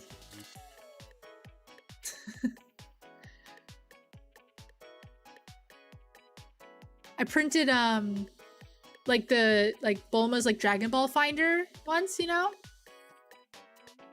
That was so hard to get off the bed that I warped it. I warped it like really bad and it was really thick. So the fact that I even was able to do that is insane. I realized later on that I had been printing ABS in an enclosed room with no ventilation and no there was no caser on the printer. So that's cool. Wow. I can't believe I did that. I didn't realize at the time that it was ABS. Hello? Oh, there we go. Okay, I don't know what was going on there. Oh my, did my whole internet go? Yeah, my whole internet went out for a second.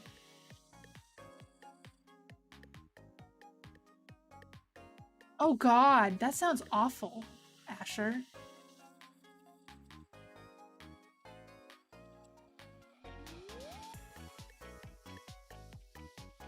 I don't know what's going on with my internet. I don't know. Is my Ethernet cable plugged in? Yeah, I don't know. Maybe my new fat 3D printer is just sucking all the power out. It is actually the same. I think it is actually the same power source that my Wi-Fi cable is on. That my Wi-Fi is on.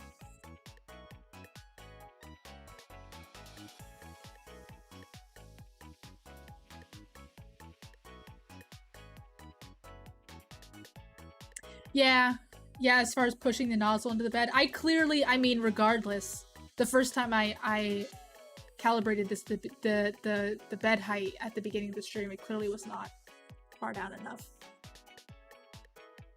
But I think it is good now. It like presses into the bed. Ooh. It's making motions like it's coming to the end.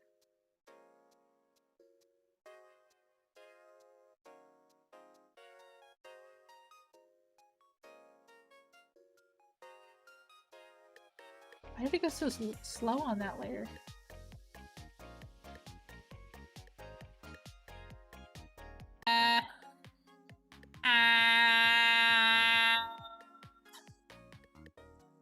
It's back, right? It's back.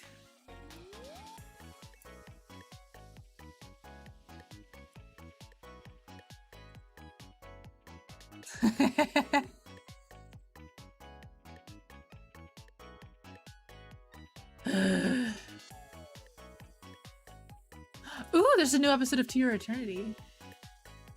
Thank you. I'm glad to be back. I'm behind on anime. Maybe I'll watch it tonight. Maybe I'll make myself one of my special hot cocos. I don't know if you guys could hear me, but I literally said I have no mouth yet, I must scream. Maybe I'll make one of my special hot cocos, which is basically just like microwave mousse. And then I'll watch Zombieland Saga and To Your Eternity. That sounds lovely. I really shouldn't eat something that insanely decadent, though. I didn't do Ring Fit today. Yeah, see? We have the same brain cell. You and me, Muldoon.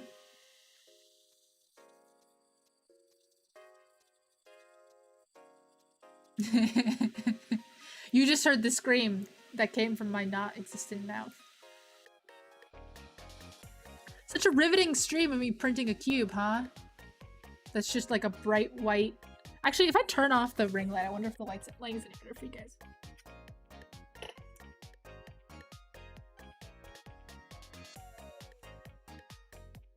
Oh yeah, that's way better. I mean, it's kind of weird, but you can definitely tell what's going on better. Yeah, that's better. Or actually, let me turn it back on and I'll just turn it down. Duh.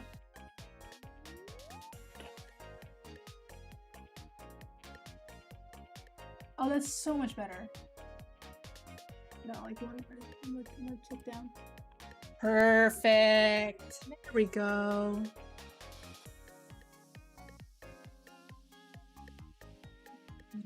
Now you guys can actually see what's happening. What a concept.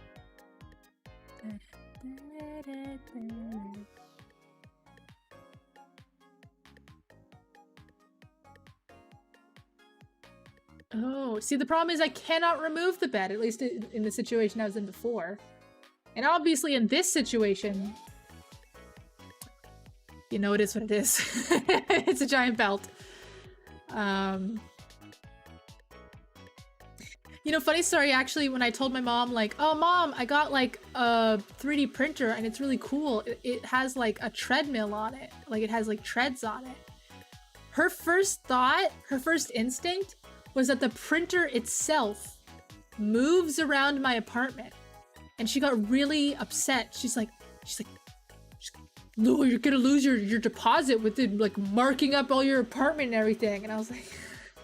No, explain to her. I'm like, no, the printer doesn't move. The printer stays where it is. My mom's definitely not tech savvy.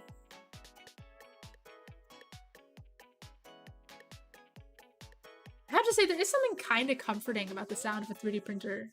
Like 3D printer motors. I mean, especially with this printer. With this printer, I have to say, is actually pretty silent. Actually, you know what? I'm going to turn off noise suppression so you guys can hear.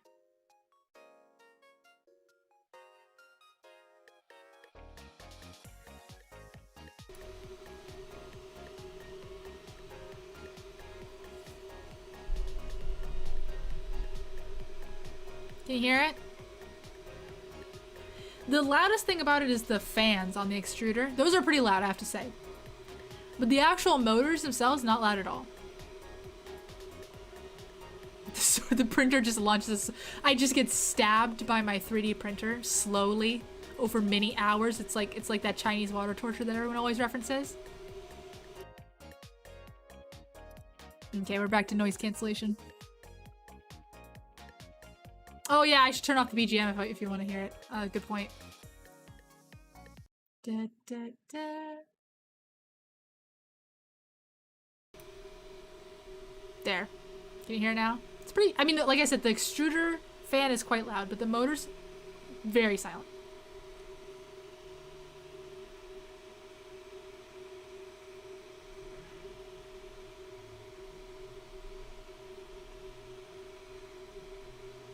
I have to say, printers in general do sound like a printer. Like, alright, that sounds weird. 3D printers in general do sound like an inkjet or like a... The comment section on my stream?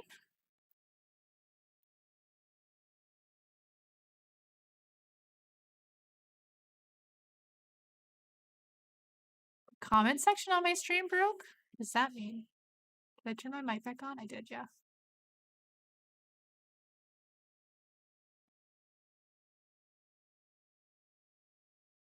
I don't know what you mean.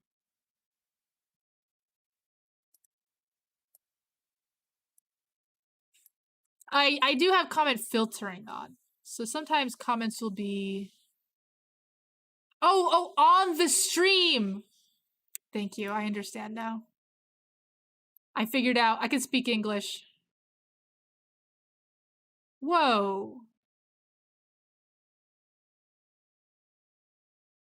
There we go, refresh cache.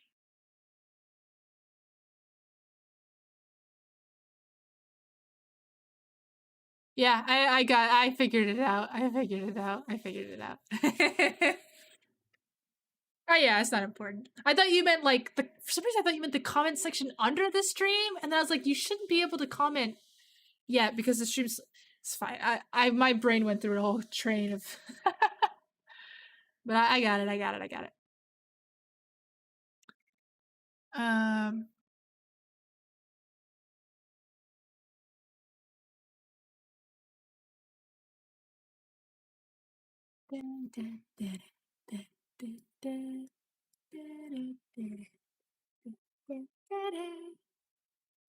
This cube is gonna be so lit. Yes, thank you for pointing that out. Anytime there's anything wrong with my stream, audio, video, anything, please tell me. Spam it at me until I reference it, acknowledge it. I'm very thankful.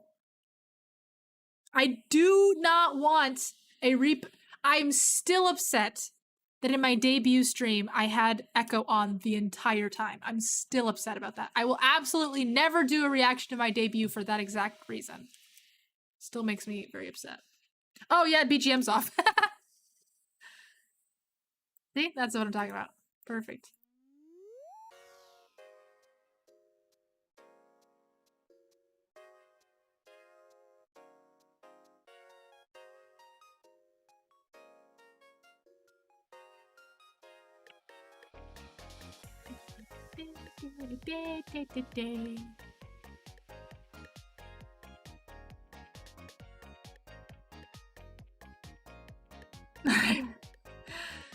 Yeah, I mean, to be honest, I've considered it.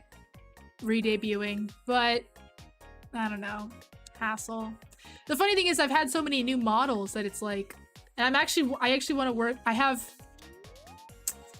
not including 3D avatar, I have 2 other avatars, 2 other models I want to work on. So I'll do maid debut probably. When we hit 500 subscribers, I'll do maid debut. That'll be fun. We haven't even hit the top of this cube.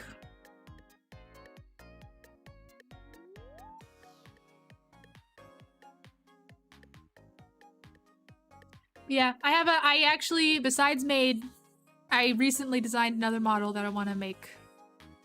And I've been trying to decide whether, like,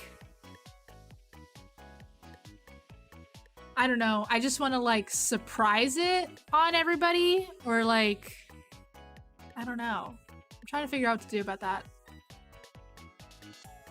But it's actually a model that will be used specifically for streams like this one. How do I have all this time? I don't. I don't. I stop working and immediately turn on my my personal computer because I'm working from home, so I just actually, well, to be quite frank, when we stop working from home, I'm not gonna have this much time. I don't know how streams are gonna go, but anyways, I'm definitely not gonna have time to make random new models and stuff. It's just that I get, like, really hyper focused. I've been told it's an ADHD thing. I'm not diagnosed with ADHD, but it tracks. I get really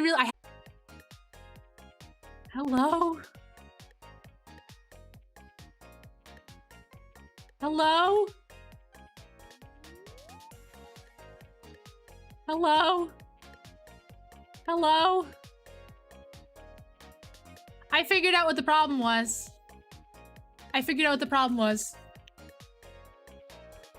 My stupid computer wasn't using my Ethernet cable. Just wasn't using it. It's plugged into Ethernet. And it said, no, not today. I want to use Wi-Fi. I want to use Wi-Fi, Lua. I have Wi-Fi, so I'm just going to use it even though it's so unstable. But it's on Ethernet now. I turned the Wi-Fi off. The stream will not be dropping again. Will not. It will not.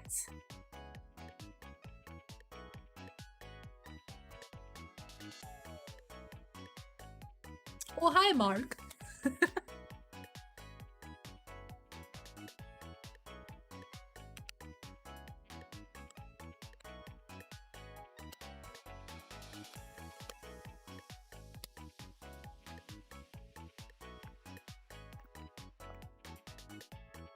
Oh yeah, chat would be frozen. 1 second.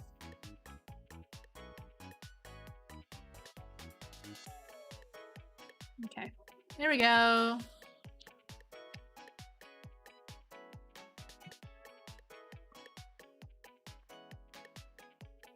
But it's okay, the printer trucks on.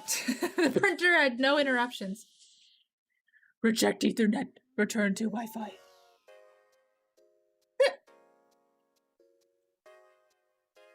Okay. We're back at 100%.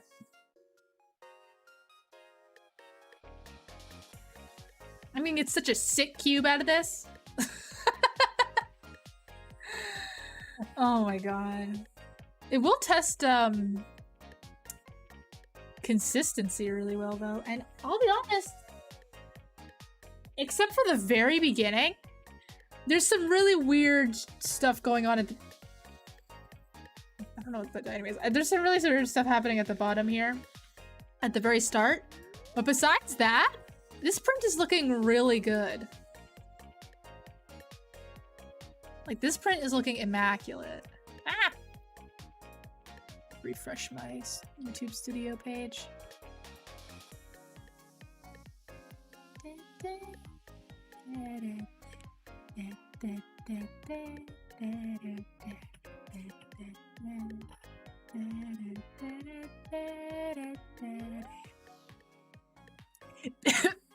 I was about to do a cheesy YouTube thing and then I choked on my own spit. I was gonna say, don't forget to like the video, because it does help my channel. And actually, commenting on the video, like in the comments section after I'm not live anymore, also helpful.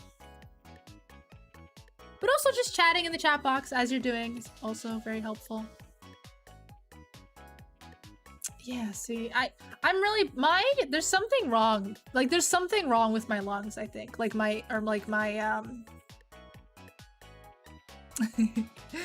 there's something wrong with my, like, throat or whatever. Like, ooh, we're about to hit the top of the cube. I choke so easily. Like, on just, like, water, air, my own spit. I mean, it's literally a daily occurrence that I choke a little bit. That sounds weird. And I remember my friend, we were in like 8th grade. And I've been printing an ABS in a room. No, see, that was a long time ago. But I have a friend who, we were in 8th grade and she like accidentally choked on her water, right? Which for me, like I said, is a more than daily occurrence. And she started freaking out. Like, she started crying. And I'm like, what's your problem? And she's like, I choked on my water. I'm like, so? Like, I don't understand. And she's like, what do you mean I choked on my water? I'm like, and then I was like, I don't get it. And she's like, that's the first time I've ever choked on anything, she said. I was like, what? What do you mean it's the first time you've ever choked on anything? I choke on my food at most meals. I choke on my water when I'm drinking any water that I'm drinking, any liquid. How could it be 12 years before she chokes on anything? That's ridiculous. That's ridiculous. I mean, I know my throat is just tiny for some reason, but she must have a giant throat.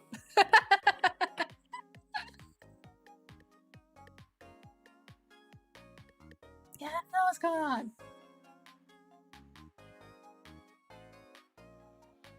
Honestly, it's impressive. Yeah, honestly, I'm impressed. Oh my gosh, look at that infill. Oh, look at that grid infill. Looks so good. Looks so good. Ooh.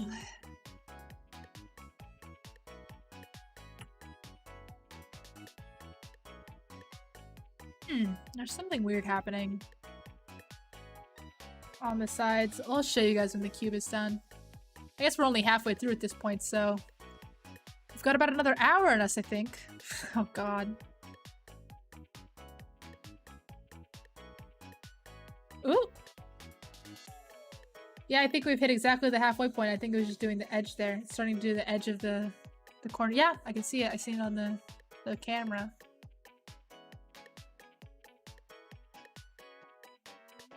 Haven't been paying attention?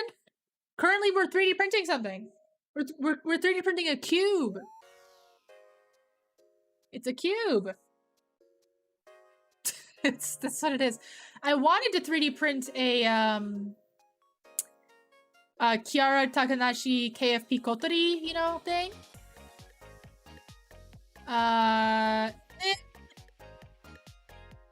There's a little, there's not really elephant foot. There's just that's just that one point. But yeah, sorry, I wanted to print a KFP Kotori and my G code was bad, so we're not doing that. We're doing one of the test prints that comes with the printer, which is a tiny cube. As far as what's happening that's weird on this print, like where on this side of the cube, where the grid infill is like shadowing onto this side of the cube. It looks really weird. Yeah, eventually I'm gonna print the KFP keychain for sure.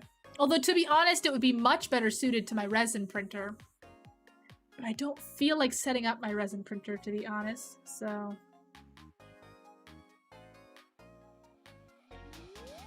Ooh. Sleepy, sleepy. I usually don't stream this long. Nope, it hit the top. It hit the top. I can see it squaring off.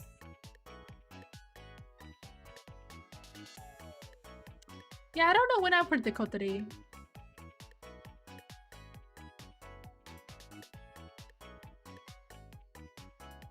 But if you search, like at Louis Lucky like Dropbox, I think it was. No, Mediafire, you should be able to find it. I actually, oh sorry, I'm yawning so much. Ooh, I actually couldn't even find my own 3D model files on my computer, so I went and found the Mediafire link that I posted. I thought I had posted it on Google Drive, and if I were to do it right now, I'd post it on Google Drive, but I don't know why I didn't use Google Drive. I now pay for not expensive, I pay like $2 a month to Google so that I get like 200 gigabytes in Google Drive. But someone in this chat, I think he was here, or they were here earlier, printed the kotori and posted it, and I retweeted it. I think that was Don from earlier. I don't know if they're still here, but I think so. I think that was them. They actually printed out the model that I made.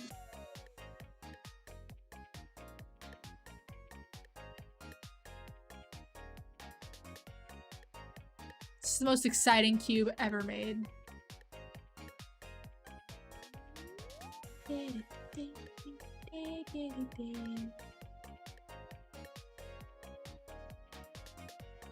Well, since we're here, let's play around a little bit. Let's see here. Let's see here. I never put my hood up. I like never put my hood up. It's so cute.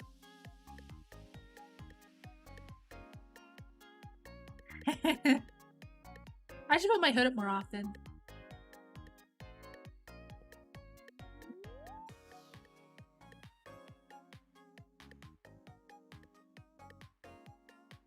I am smart, doggo. Big brain.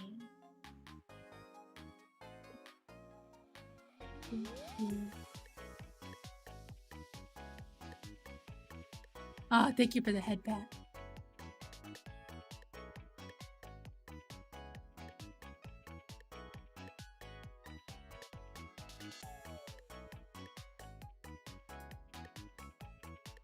I don't know why head pats aren't working right now. Maybe it's 2 words? I don't know.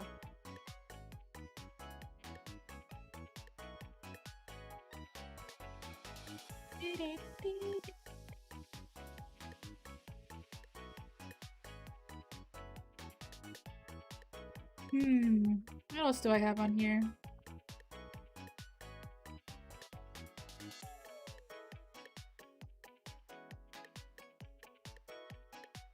Oh, I realized the other day.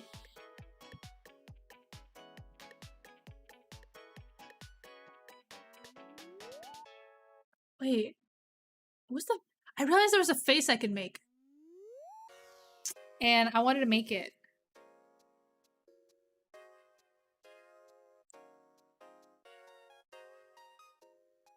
It's the, wait, let me try to make it. It's the cat face. The smug cat face.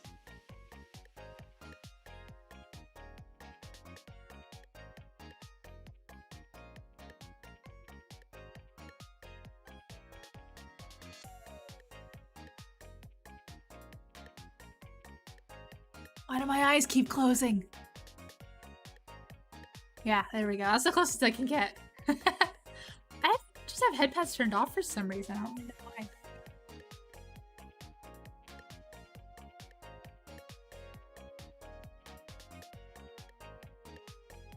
Here, smug cat.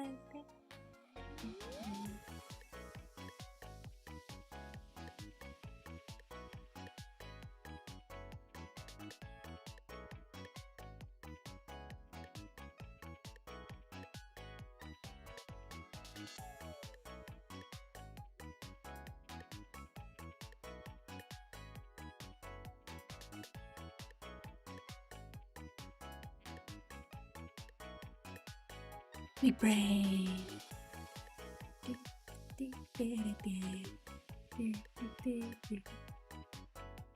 Yeah.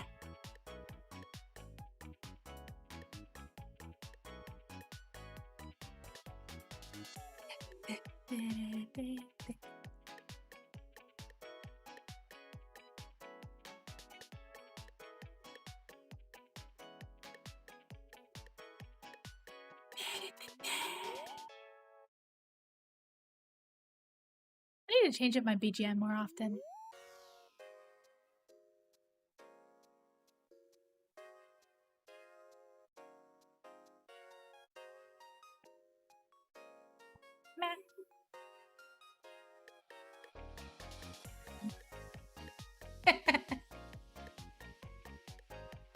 Oh, we're so close! We're so close! I'm finishing this cube! What even is the last model on here? Because we tried the other one, which I think was just a giant cube. See ya! I don't know what the other one was. Maybe it's an even smaller cube. That would have been helpful.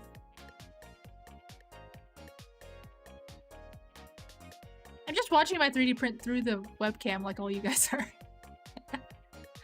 No worries. I understand. I also have anime I want to watch. What did I just do? I would also not watch my stream to watch anime.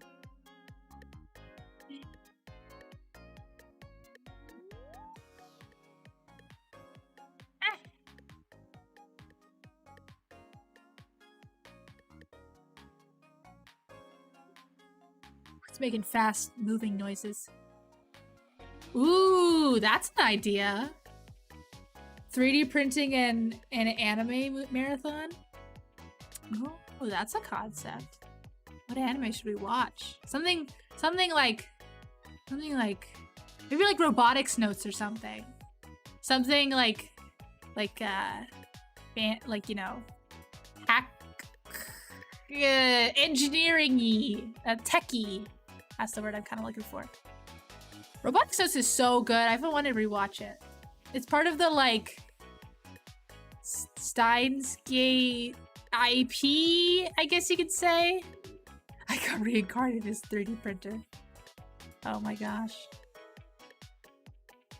That would suck. I mean, there is literally a manga where a guy gets reincarnated as a vending machine. So, I mean, it's not out of the realm of possibility at all. Oh! There's a pattern on the top of the cube.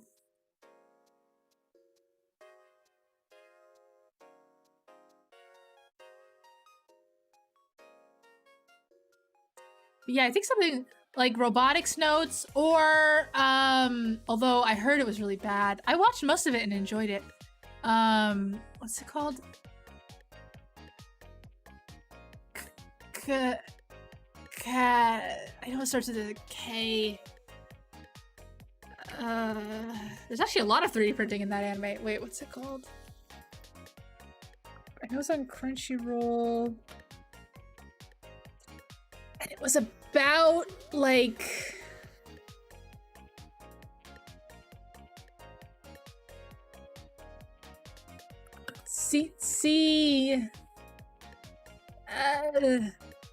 It's not Sea Control. What's it called? I'm just gonna go on Crunchyroll and just look at the list of shows. Alphabetically. Let's see here.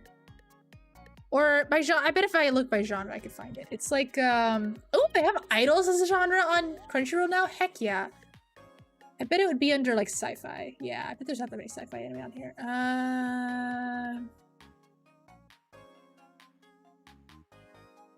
Oh, heck yeah. By the way, speaking of, because I just saw it pop up, if you haven't watched Anime Crimes Division, which is on Crunchyroll and I believe YouTube as well, you're missing out. That show is so good. It's a live action show that Crunchyroll like produced that is so funny. It stars ProZD, who makes a lot of like shorts. Like he used to make Vines, now he just makes shorts on YouTube. So funny. It was made by them and Rocket Jump, who made like, you know, Video Game High School and stuff. Kato! Okay. I think a Kato slash 3D printing marathon would be hilarious. Because although I heard Kato was not very good is the problem. But I don't know. Or maybe what we do is we do an anime watch along while I'm printing something from that anime. That's an idea. Yeah, watch Anime Crimes Division. It's only like 4 episodes. It's really, really, really short. Well, I would need to watch season 2 of Megalobox, which just started too. Like we could, like I could print, actually, you know, this would be a really good print because it only has one side. I could print like, Ryuko from Kill la Kill's scissor blade while we watch Kill la Kill. Although I don't really want to watch Kill la Kill. But I could. We could do that. It's an option.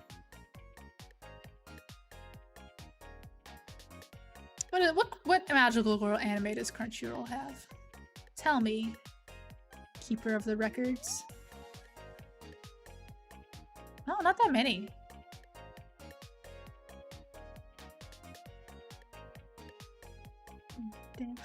And if I printed it in red PLA, so when it came out, it was finished.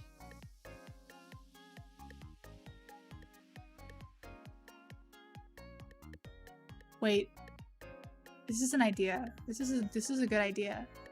Except I'll be honest with you, I think we would finish watching the anime before the print got finished. So that's a little. Wait, how is that 24 episodes or is it 12 episodes? I don't know. I think either way it'd be true. Wait. First of all, was Kill la Kill under Magical Girls? Oh, no, it wasn't. It was under Sci-Fi. Sci-Fi. How many episodes is Kill la Kill? Please tell me.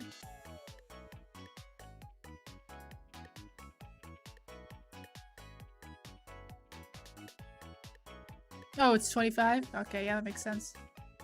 Yep, it's 25. Oh, it's 24, apparently.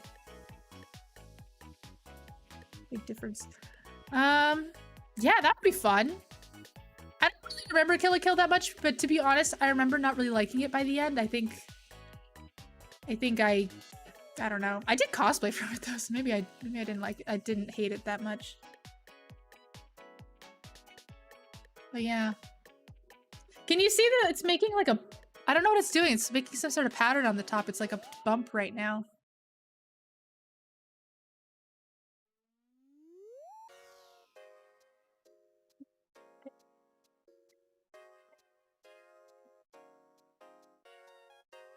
Here, let's look for, here we go. Watch this, watch this. Oh, I had the wrong, let me change it. There we go. Let's look for, let's look for 3D models to print.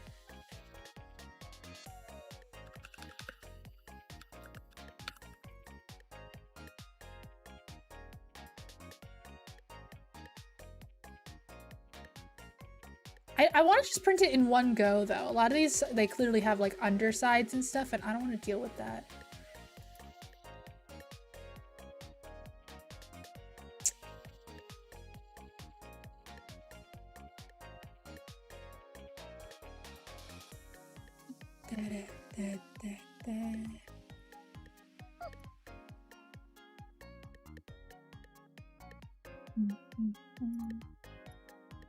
Well, this seems to be the one that everyone makes.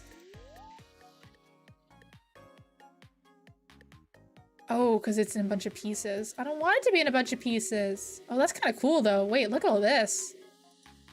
That's actually really cool.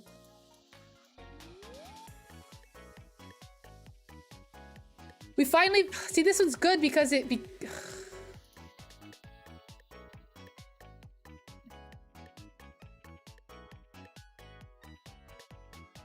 one is actually like flat, but I can't. It's in too many pieces. Well, maybe they have a version that's in one piece.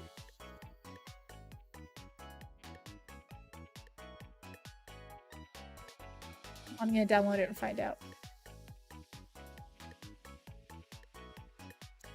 But they're not. The pieces are for people to, like... Actually, in a cosplay situation, it would be a lot more helpful to have your print be able to come apart, so that you could travel with it. But, let's see here. No, it looks like they only have it in, like... pieces for like a regular printer to print, not a super long Infinity Z printer. Oh, I've never Nier. Okay, let's search for Nier Automata.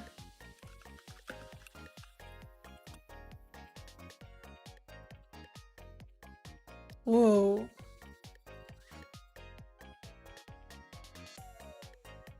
I assume you mean this one, or like this. This looks just like this looks like a katana kind of thing.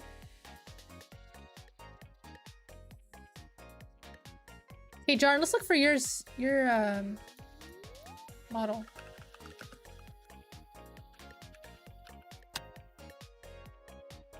Oh, this one.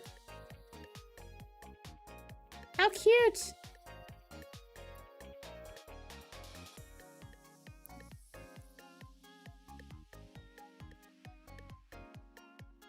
How cute.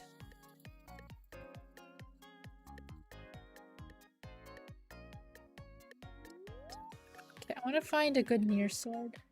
I have friends who have wanted to cosplay it, so it kind of interests me.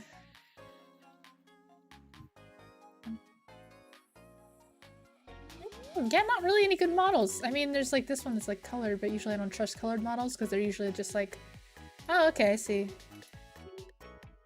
Whose sword is this? This isn't 2B's, is it?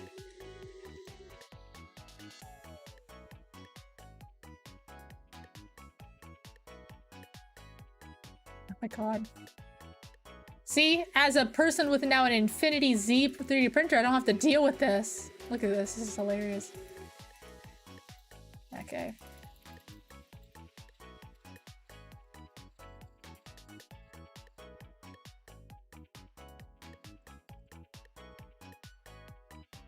Whose sword is this?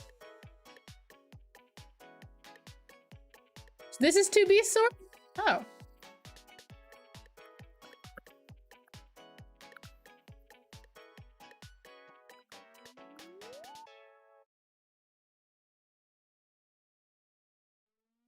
Oh, yeah, it is. Look at that. Oh, I see. It's like two swords.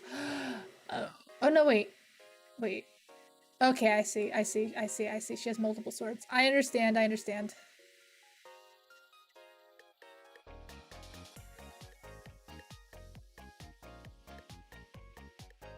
Right? See? This is the kind of stuff this printer was made for, yeah. And the cool thing is if I want to make like a fully 3D object, as in like, you know, because this printer will not handle, this is the wrong page. It won't handle undersides well at all. So I don't feel comfortable making something that just, you know, is normal and then has support. So then swords are perfect because you just cut it down the middle and you just print each side. And then you glue them together and you have the whole sword. It's great.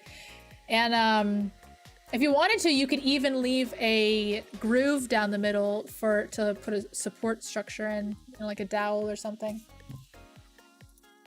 Especially for something this thin, that'd probably be a good idea.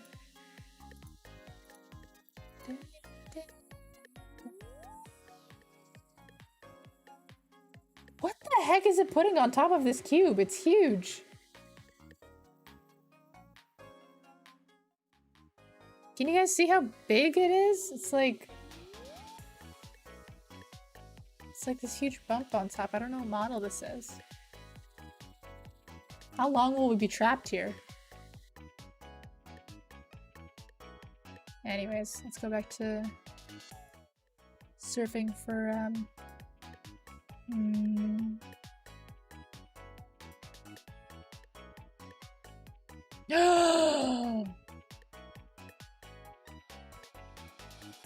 What is this?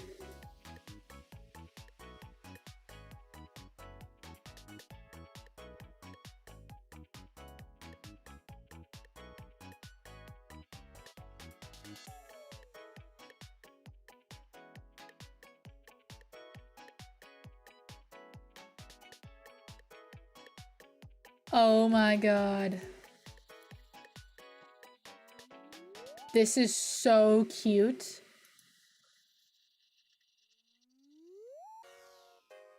Oh, this is an ad. I just clicked on an ad. I'm stupid. I was so overwhelmed by emotion.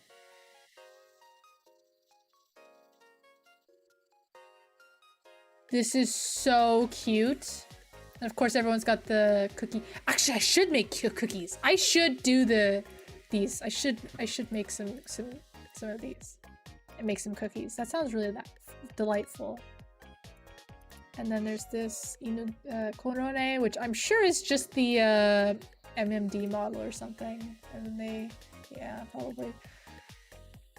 I like how I really enjoy the fact that they used like a picture of the cookie cutters like mid cookie cutting.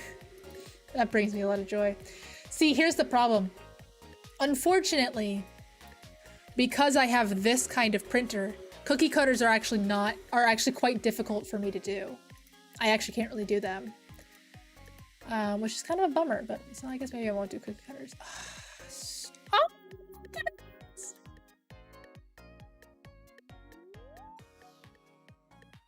Oh, these are good. These are really nice ones. Let's see. Cute. Oh, Risu? Oh, interesting. Oh, I see. Okay. Understood. Wolfie. Oh yeah, I saw this on YouTube. Not YouTube. I saw this on Twitter. I saw someone post it. I saw people post that on Twitter. Oh, and there was yours, Jarn. Ooh, a keycap. Oh, okay, let's look up keycaps because I'm now really into keycaps, like 3D print, like keyboards. That's the word.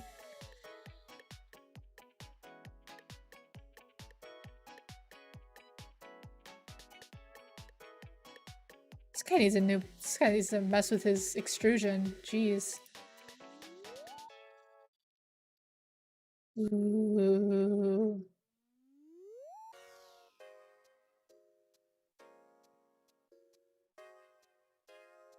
That's the kind of sloped keycap that I have. I should start making keycaps. I should make a whole keyboard of Hololive keycaps. That person had the Ayame keycap.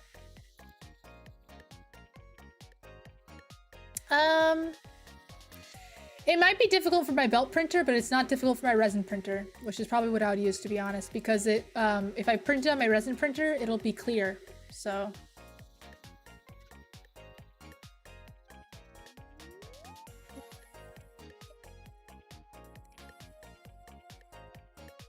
Oh, how fun. Let's see. What else? Just gonna type in anime sword. It's all Sword Art Online. I should have known that. I should have known.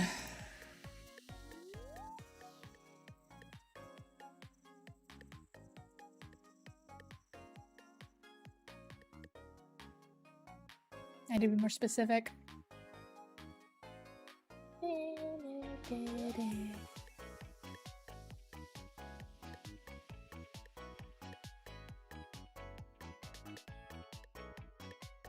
What the heck is it putting on top of this cube? It's just like a rod. To be honest, I'm kind of feeling the kill a kill.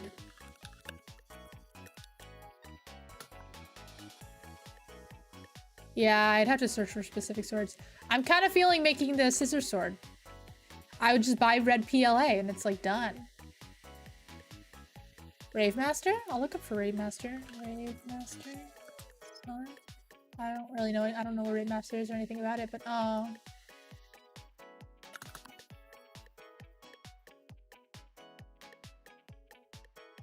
I won't be calm. Don't tell me to be calm. I'll never be calm. I was born uncalm.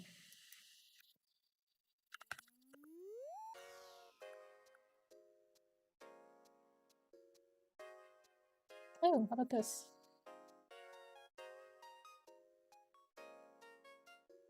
The only requirement is that it has a flat bottom, and I can't find it. Anyone that does that. Oh, this is the one we saw earlier. This one's good, but it's already cut up. Oh. Oh, no. It's not good. Oh, this is a figure. I thought that was a person holding it, like a real life person, but it's a figure.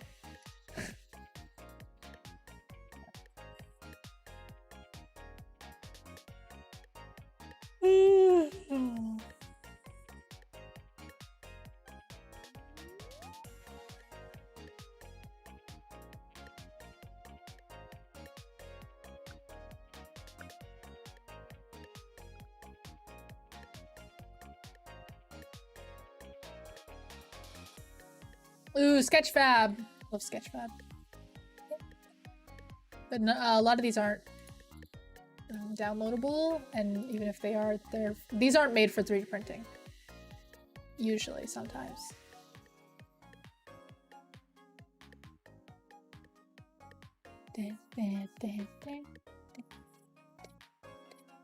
Yeah, this is not flat. I want it to be flat. I want to print the whole thing in one go. I'll probably just edit one of the ones that's on the Thingiverse, honestly. Oh, this one's so good, though. I made the scissor blade once, but I made it out of wood. I made it just, like, manually. Well, no, wait. Oh,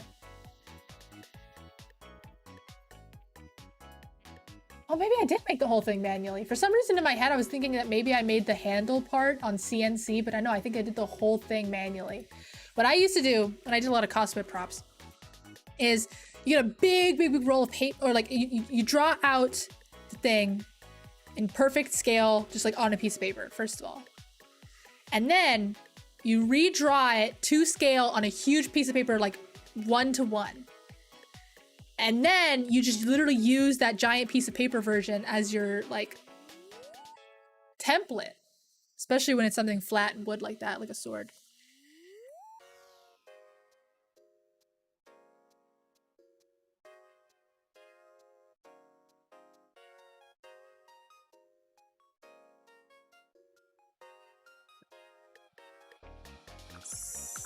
Scissor blade. I'm sure there's a lot of like helpful 3D. Oh, it's just the same one. You just type in kill kill.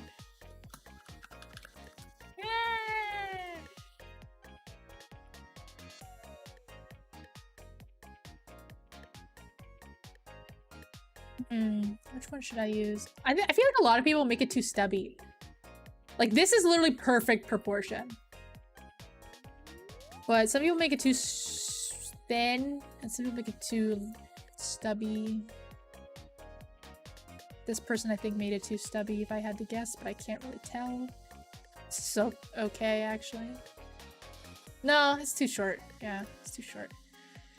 This is also too short.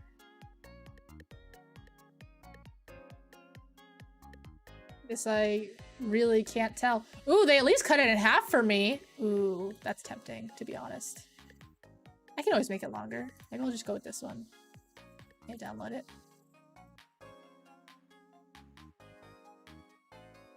I need to buy some red PLA now.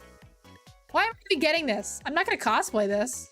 Maybe I'll sell it. There's actually a lot of Etsy shops where people just sell like 3D printed props.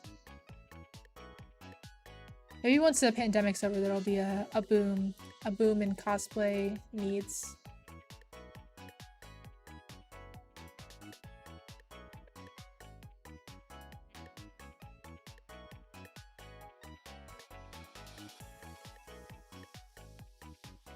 I have no idea how long this print is going to take.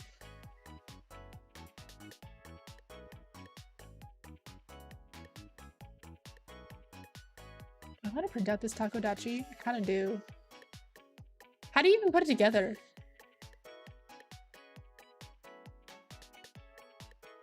This adorable little number here is Taco-chan, the adorable mascot of Ninomai Nice, the recent new VTuber gal from Hololive. And I also want to check out more of this person's stuff.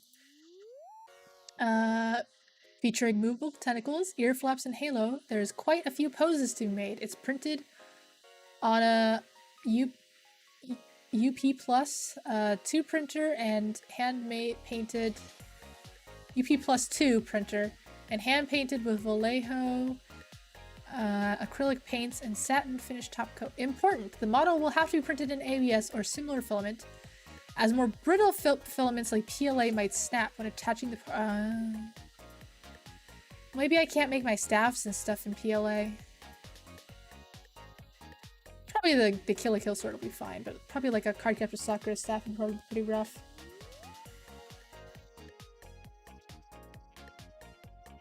That's slot inside for the tentacle group.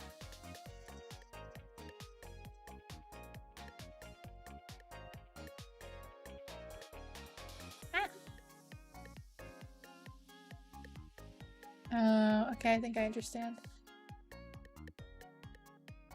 Okay, let's see what more stuff this person made. Oh, interesting. Oh, like additions to like toys. That's cool. Cute.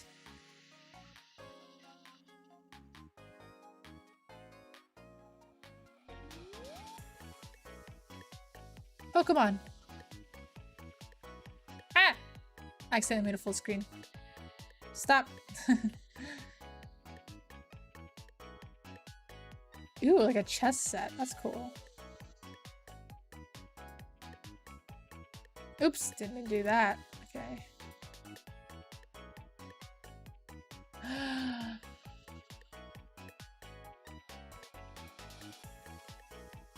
That's too cute. It's a planter? Does it actually stand up properly? I mean, it looks like it does, but this does not look stable. That is too cute.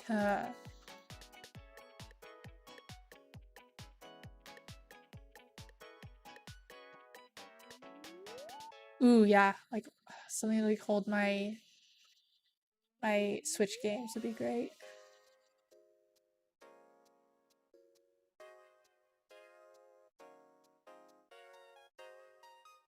Coasters, a lot of keychains. Oh, that's a cool one. Actually, you know what? I'm gonna print some of these because my dad is so obsessed with Pokemon Go. I think it'd be pretty funny.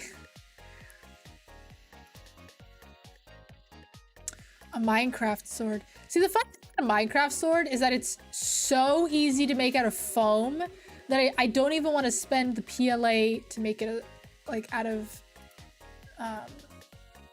plastic.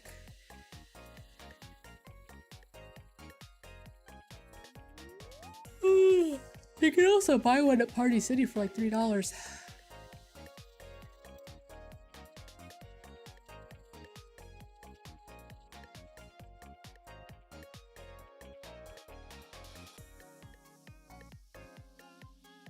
I'm still trying to figure out what to needle felt my mom for her birthday, and all I could come up with was just like an animal, like probably. Oh, that's right. You know what I should do? I should make a bird.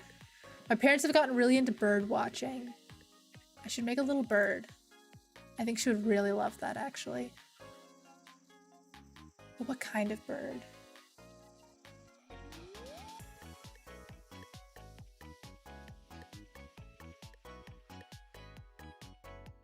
It's almost at the end of the cube, but not at the end of this thing that's on top of the cube.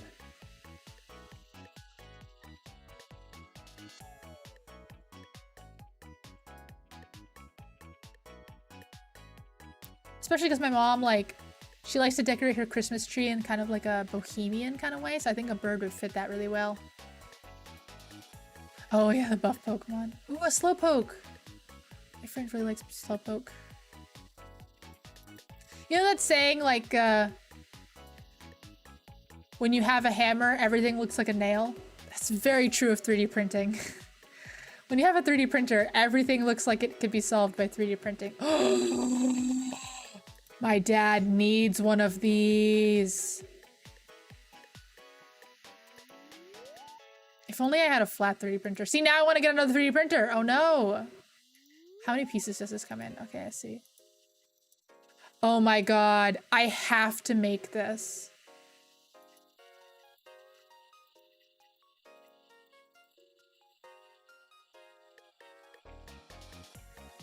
I'm making this. I'm printing this.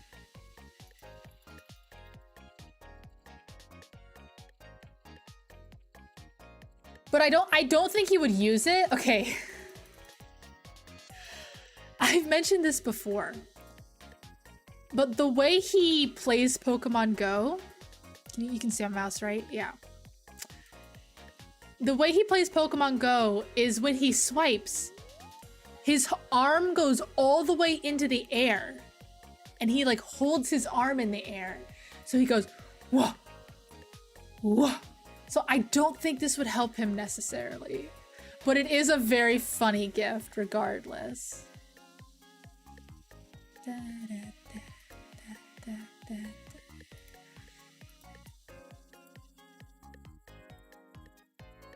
Oh, that's cool. It even like folds away. Oh, that's so cool. And if I put like, if I kind of like felted the inside so it gave the, I mean, he wouldn't use this, but it would be a funny gift regardless.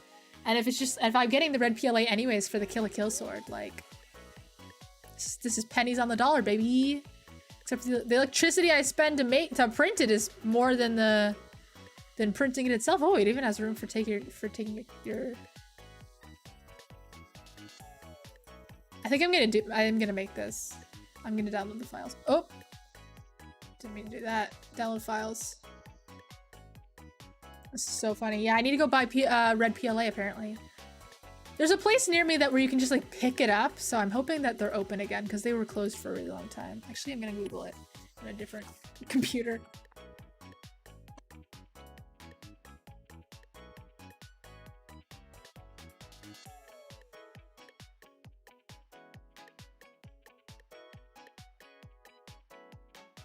Are you open again? Please tell me that you are. Ah! Ah!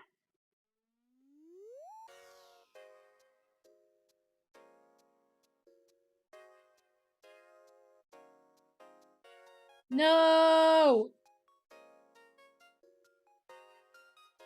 No! It's still not open! Gosh darn it! That's annoying. It's hit the top of the rod. The end is in sight. That's so annoying. Having a place where you can just pick up 3D printing materials is so convenient, and of course they've been like closed this whole pandemic anyways. Because if they were open, I could literally like, go tomorrow and pick it up. You know?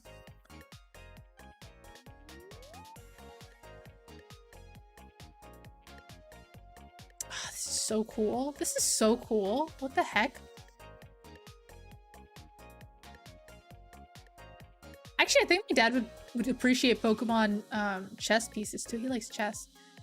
I don't know how into like Pokemon itself he is though, to be honest.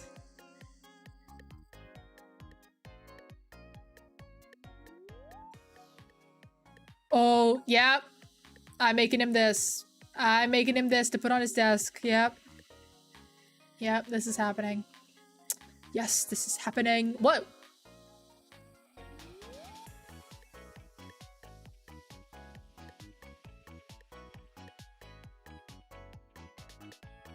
That was weird.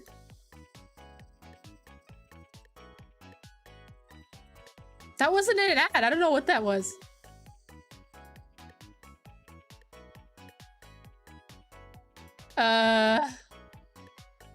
I guess maybe this file doesn't exist anymore? Or have I hit the limit of like... Yeah, it was a really weird 404.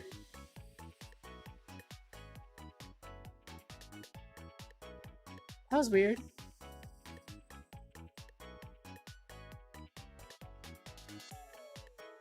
Bye-bye!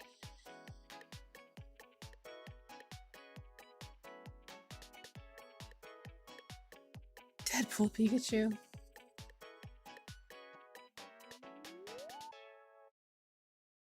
Well, let's just search for a different version. Okay, stop. These aren't Pokemon stuff. What the heck is this stuff?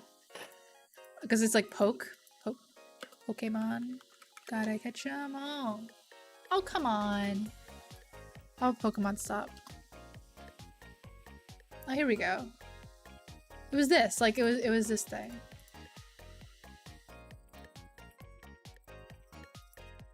Does it rotate? Doesn't look like it does. It's a tree topper. That's too funny. I want one that rotates. This is the same one. The one that I was looking at before that has a 404 like rotates, I think. Yeah, this one rotates. Why can't I?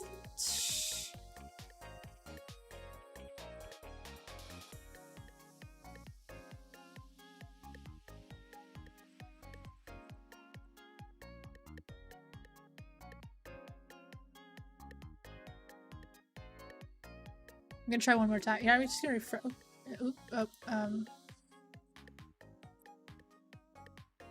Oh yeah, I can try searching Yegi. I'm gonna try one more time for this. I'm sure it's gonna do the same thing. Yep. Okay. Now let's try Yegi. Oh, Pokestop is one word. That would help. Pokestop. Oh, here we go. So there's the ornament. There's a lot of those. Tree topper we looked at. Yeah. Nope. Okay.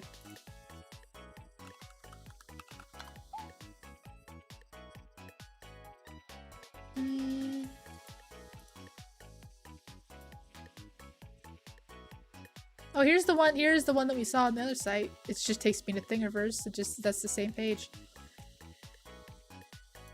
Oh, this one's kind of cool because you can make a bent version and like stick it to stuff. It's kind of cool. I'm not doing that.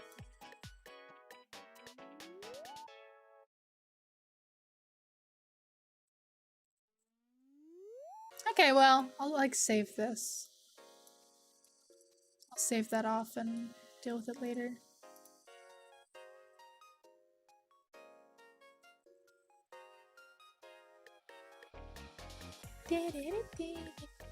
Oh, how's this doing? It's almost done. It's almost done. Wait, let's just go back to webcam. I mean, not almost. It's maybe got like 10 minutes left. But it's almost done. Hello.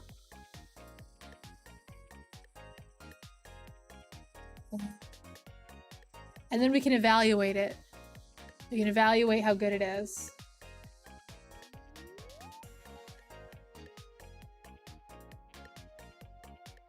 How long has the stream been? 3 hours? Yeah, that's about right. That's about what I guessed. Well, this 3D printer costs $700. Most Creality printers cost only like $200 to $300. This is a special printer because it has this the bottom part here. This is actually a belt, like a treadmill, and so it can print infinitely long things like swords and stuff. And that's why I got it.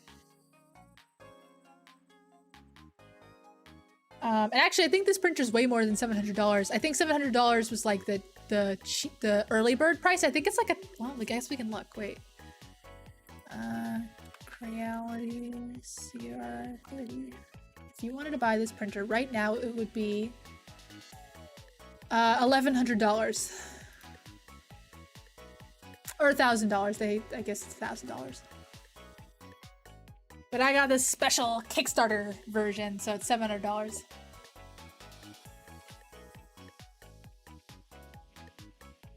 And this is our very first print on it. Our very first finished print is about to be finished. I'm really excited. Unfortunately, it seems like my printer settings are messed up, so I need to figure that out. Yeah. So I can't print my own models right now, but that's a bummer. I'll figure it out.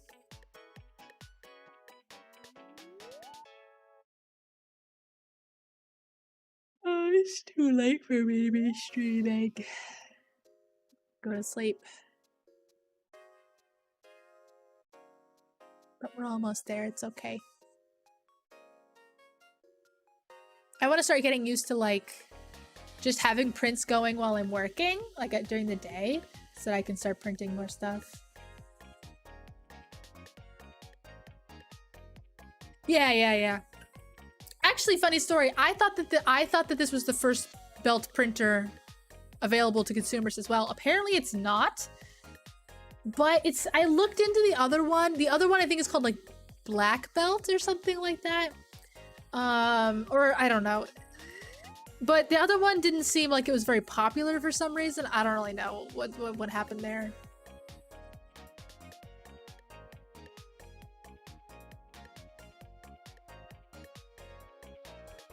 You should go down to like a makerspace or something. You can find them and use them actually.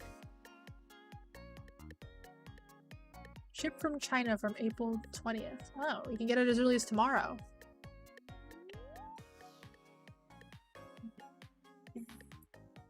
I actually almost was about to get a, what's it called? An Ender Plus? An Ender 5 Plus? Like the huge 3D printers? But obviously my issue is the size, because I don't really have that much space in my life.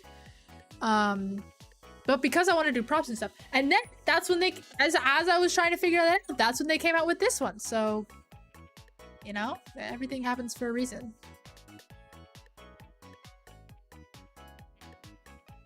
But yeah, I need to buy some red PLA. For sure. And maybe like, I don't know, maybe I'll buy more white, because there's not that much white PLA in this set that they gave me, this roll that they gave me. Maybe black? I think black is good for like underneath paint. But yeah, I need red for the Pokedex and the Kill a Kill sword if I ever make that, I don't know. But honestly, PLA is so cheap that like I would probably just get the color of the thing that I'm making, you know? I mean, like, it's the same, a whole roll of PLA is like the same price as like getting the wood for if I was gonna like CNC it, almost. So it's like, there's no issue in just having a ton of colors and stuff. I just shouldn't get them, I should get them as I need them, because, you know, you have to take care of them and make sure they're dry and, you know, kept well so they don't deteriorate. We're so close to finishing. It's so close. Here, let's see if I can move the camera up a little bit. There you go.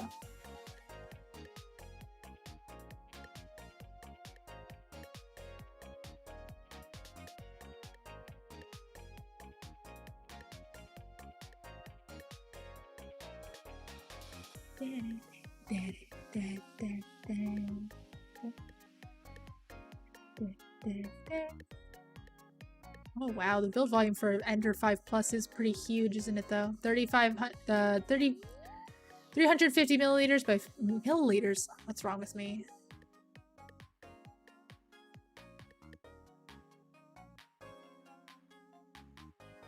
Yeah, see, 15 bucks. That's cheap as heck. That's cheap as heck. That is so cheap. I mean, for gosh sakes, like, back when I was CNCing stuff at like makerspaces, like the gas to get them to the makerspace is more than that. Plus the wood and everything, you know. So it's nice that I have this just as an option in my room. Oh, we're so close to finishing.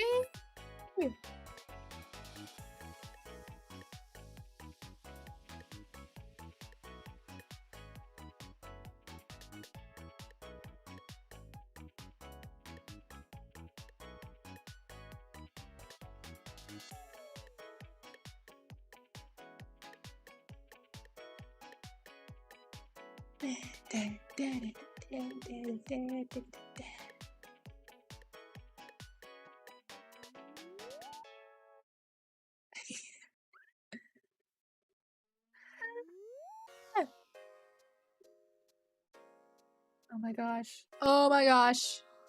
Oh my gosh. I'm so excited.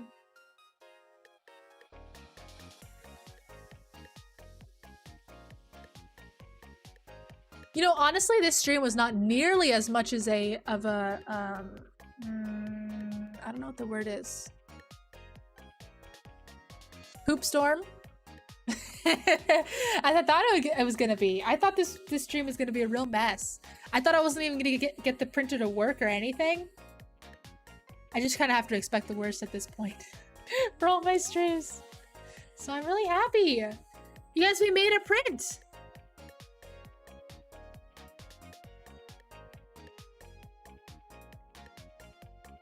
I think you can get PLA here for $15.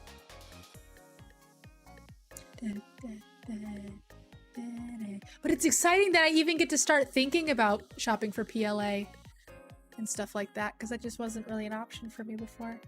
I think I'll spend a lot of time tonight looking at options.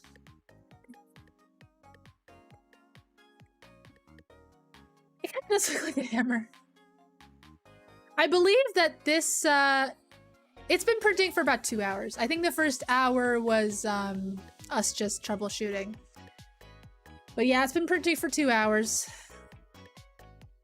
It's just a rod. I think that this print is to test layer consistency. I think that's what this print is for. And I have to say, I'm pretty impressed. I'll show you guys in a second, but I'm very impressed.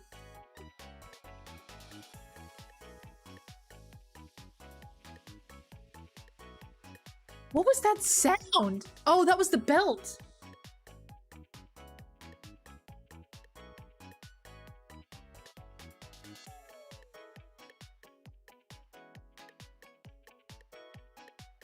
What is it doing? What is it doing? Oh, it's doing more. No, God, no. It's making another one.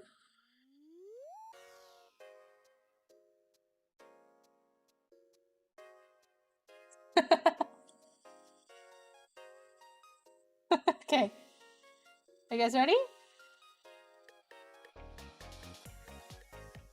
Look at it first.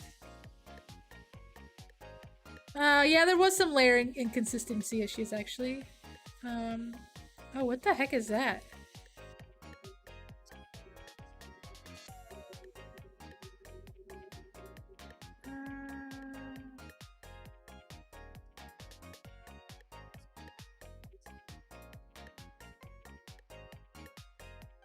So it did really well until it got higher up.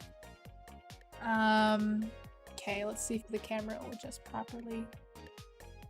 And see if I can put my hand in the right spot. Come on, camera. Okay, I think that's as good as we're gonna get. So, like I said, this is pretty freaking good. So you see those dents? That's what I was talking about before. You can see the dents are in like the crosshatch pattern that matches the infill. There we go. Please. Oh, this is really annoying. Okay.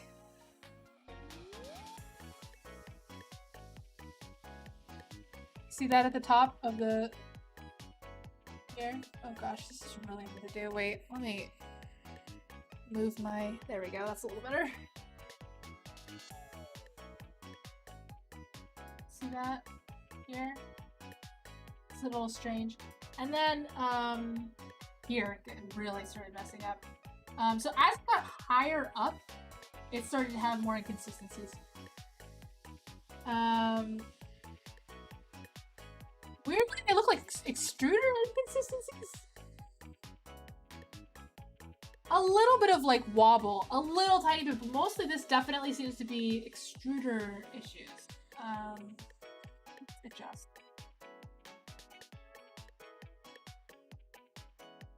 Ah, yeah, oh, there we go. That's pretty good. Come on. Come on.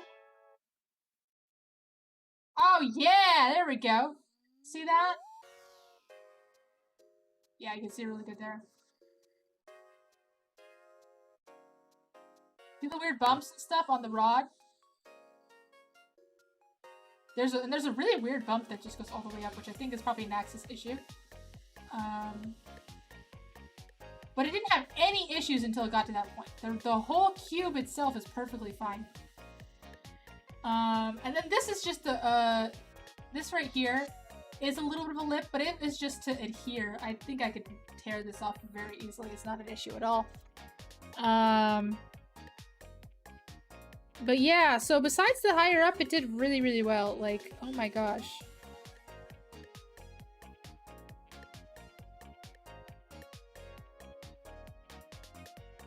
It's a pretty good print.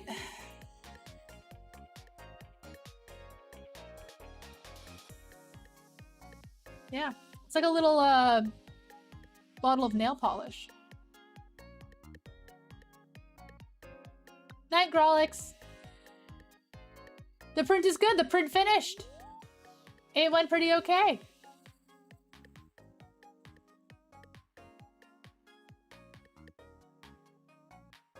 Yeah.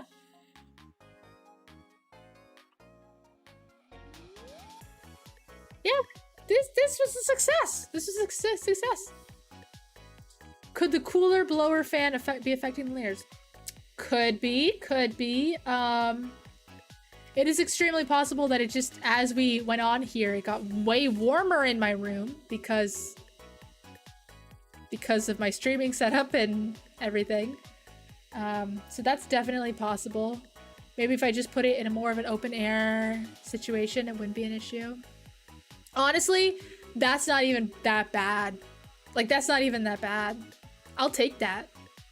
If that's my only issue, okay. I'll take that. Whew.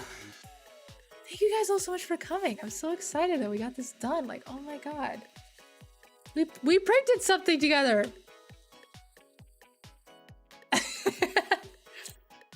Oh, thank you guys all so much for coming. It's getting late, or maybe it's getting to the middle of the day, or maybe it's getting early for you. I don't know, but I think it's about time that we finish up here. So thank you guys all so much for coming. I really appreciate it. And I'm streaming tomorrow.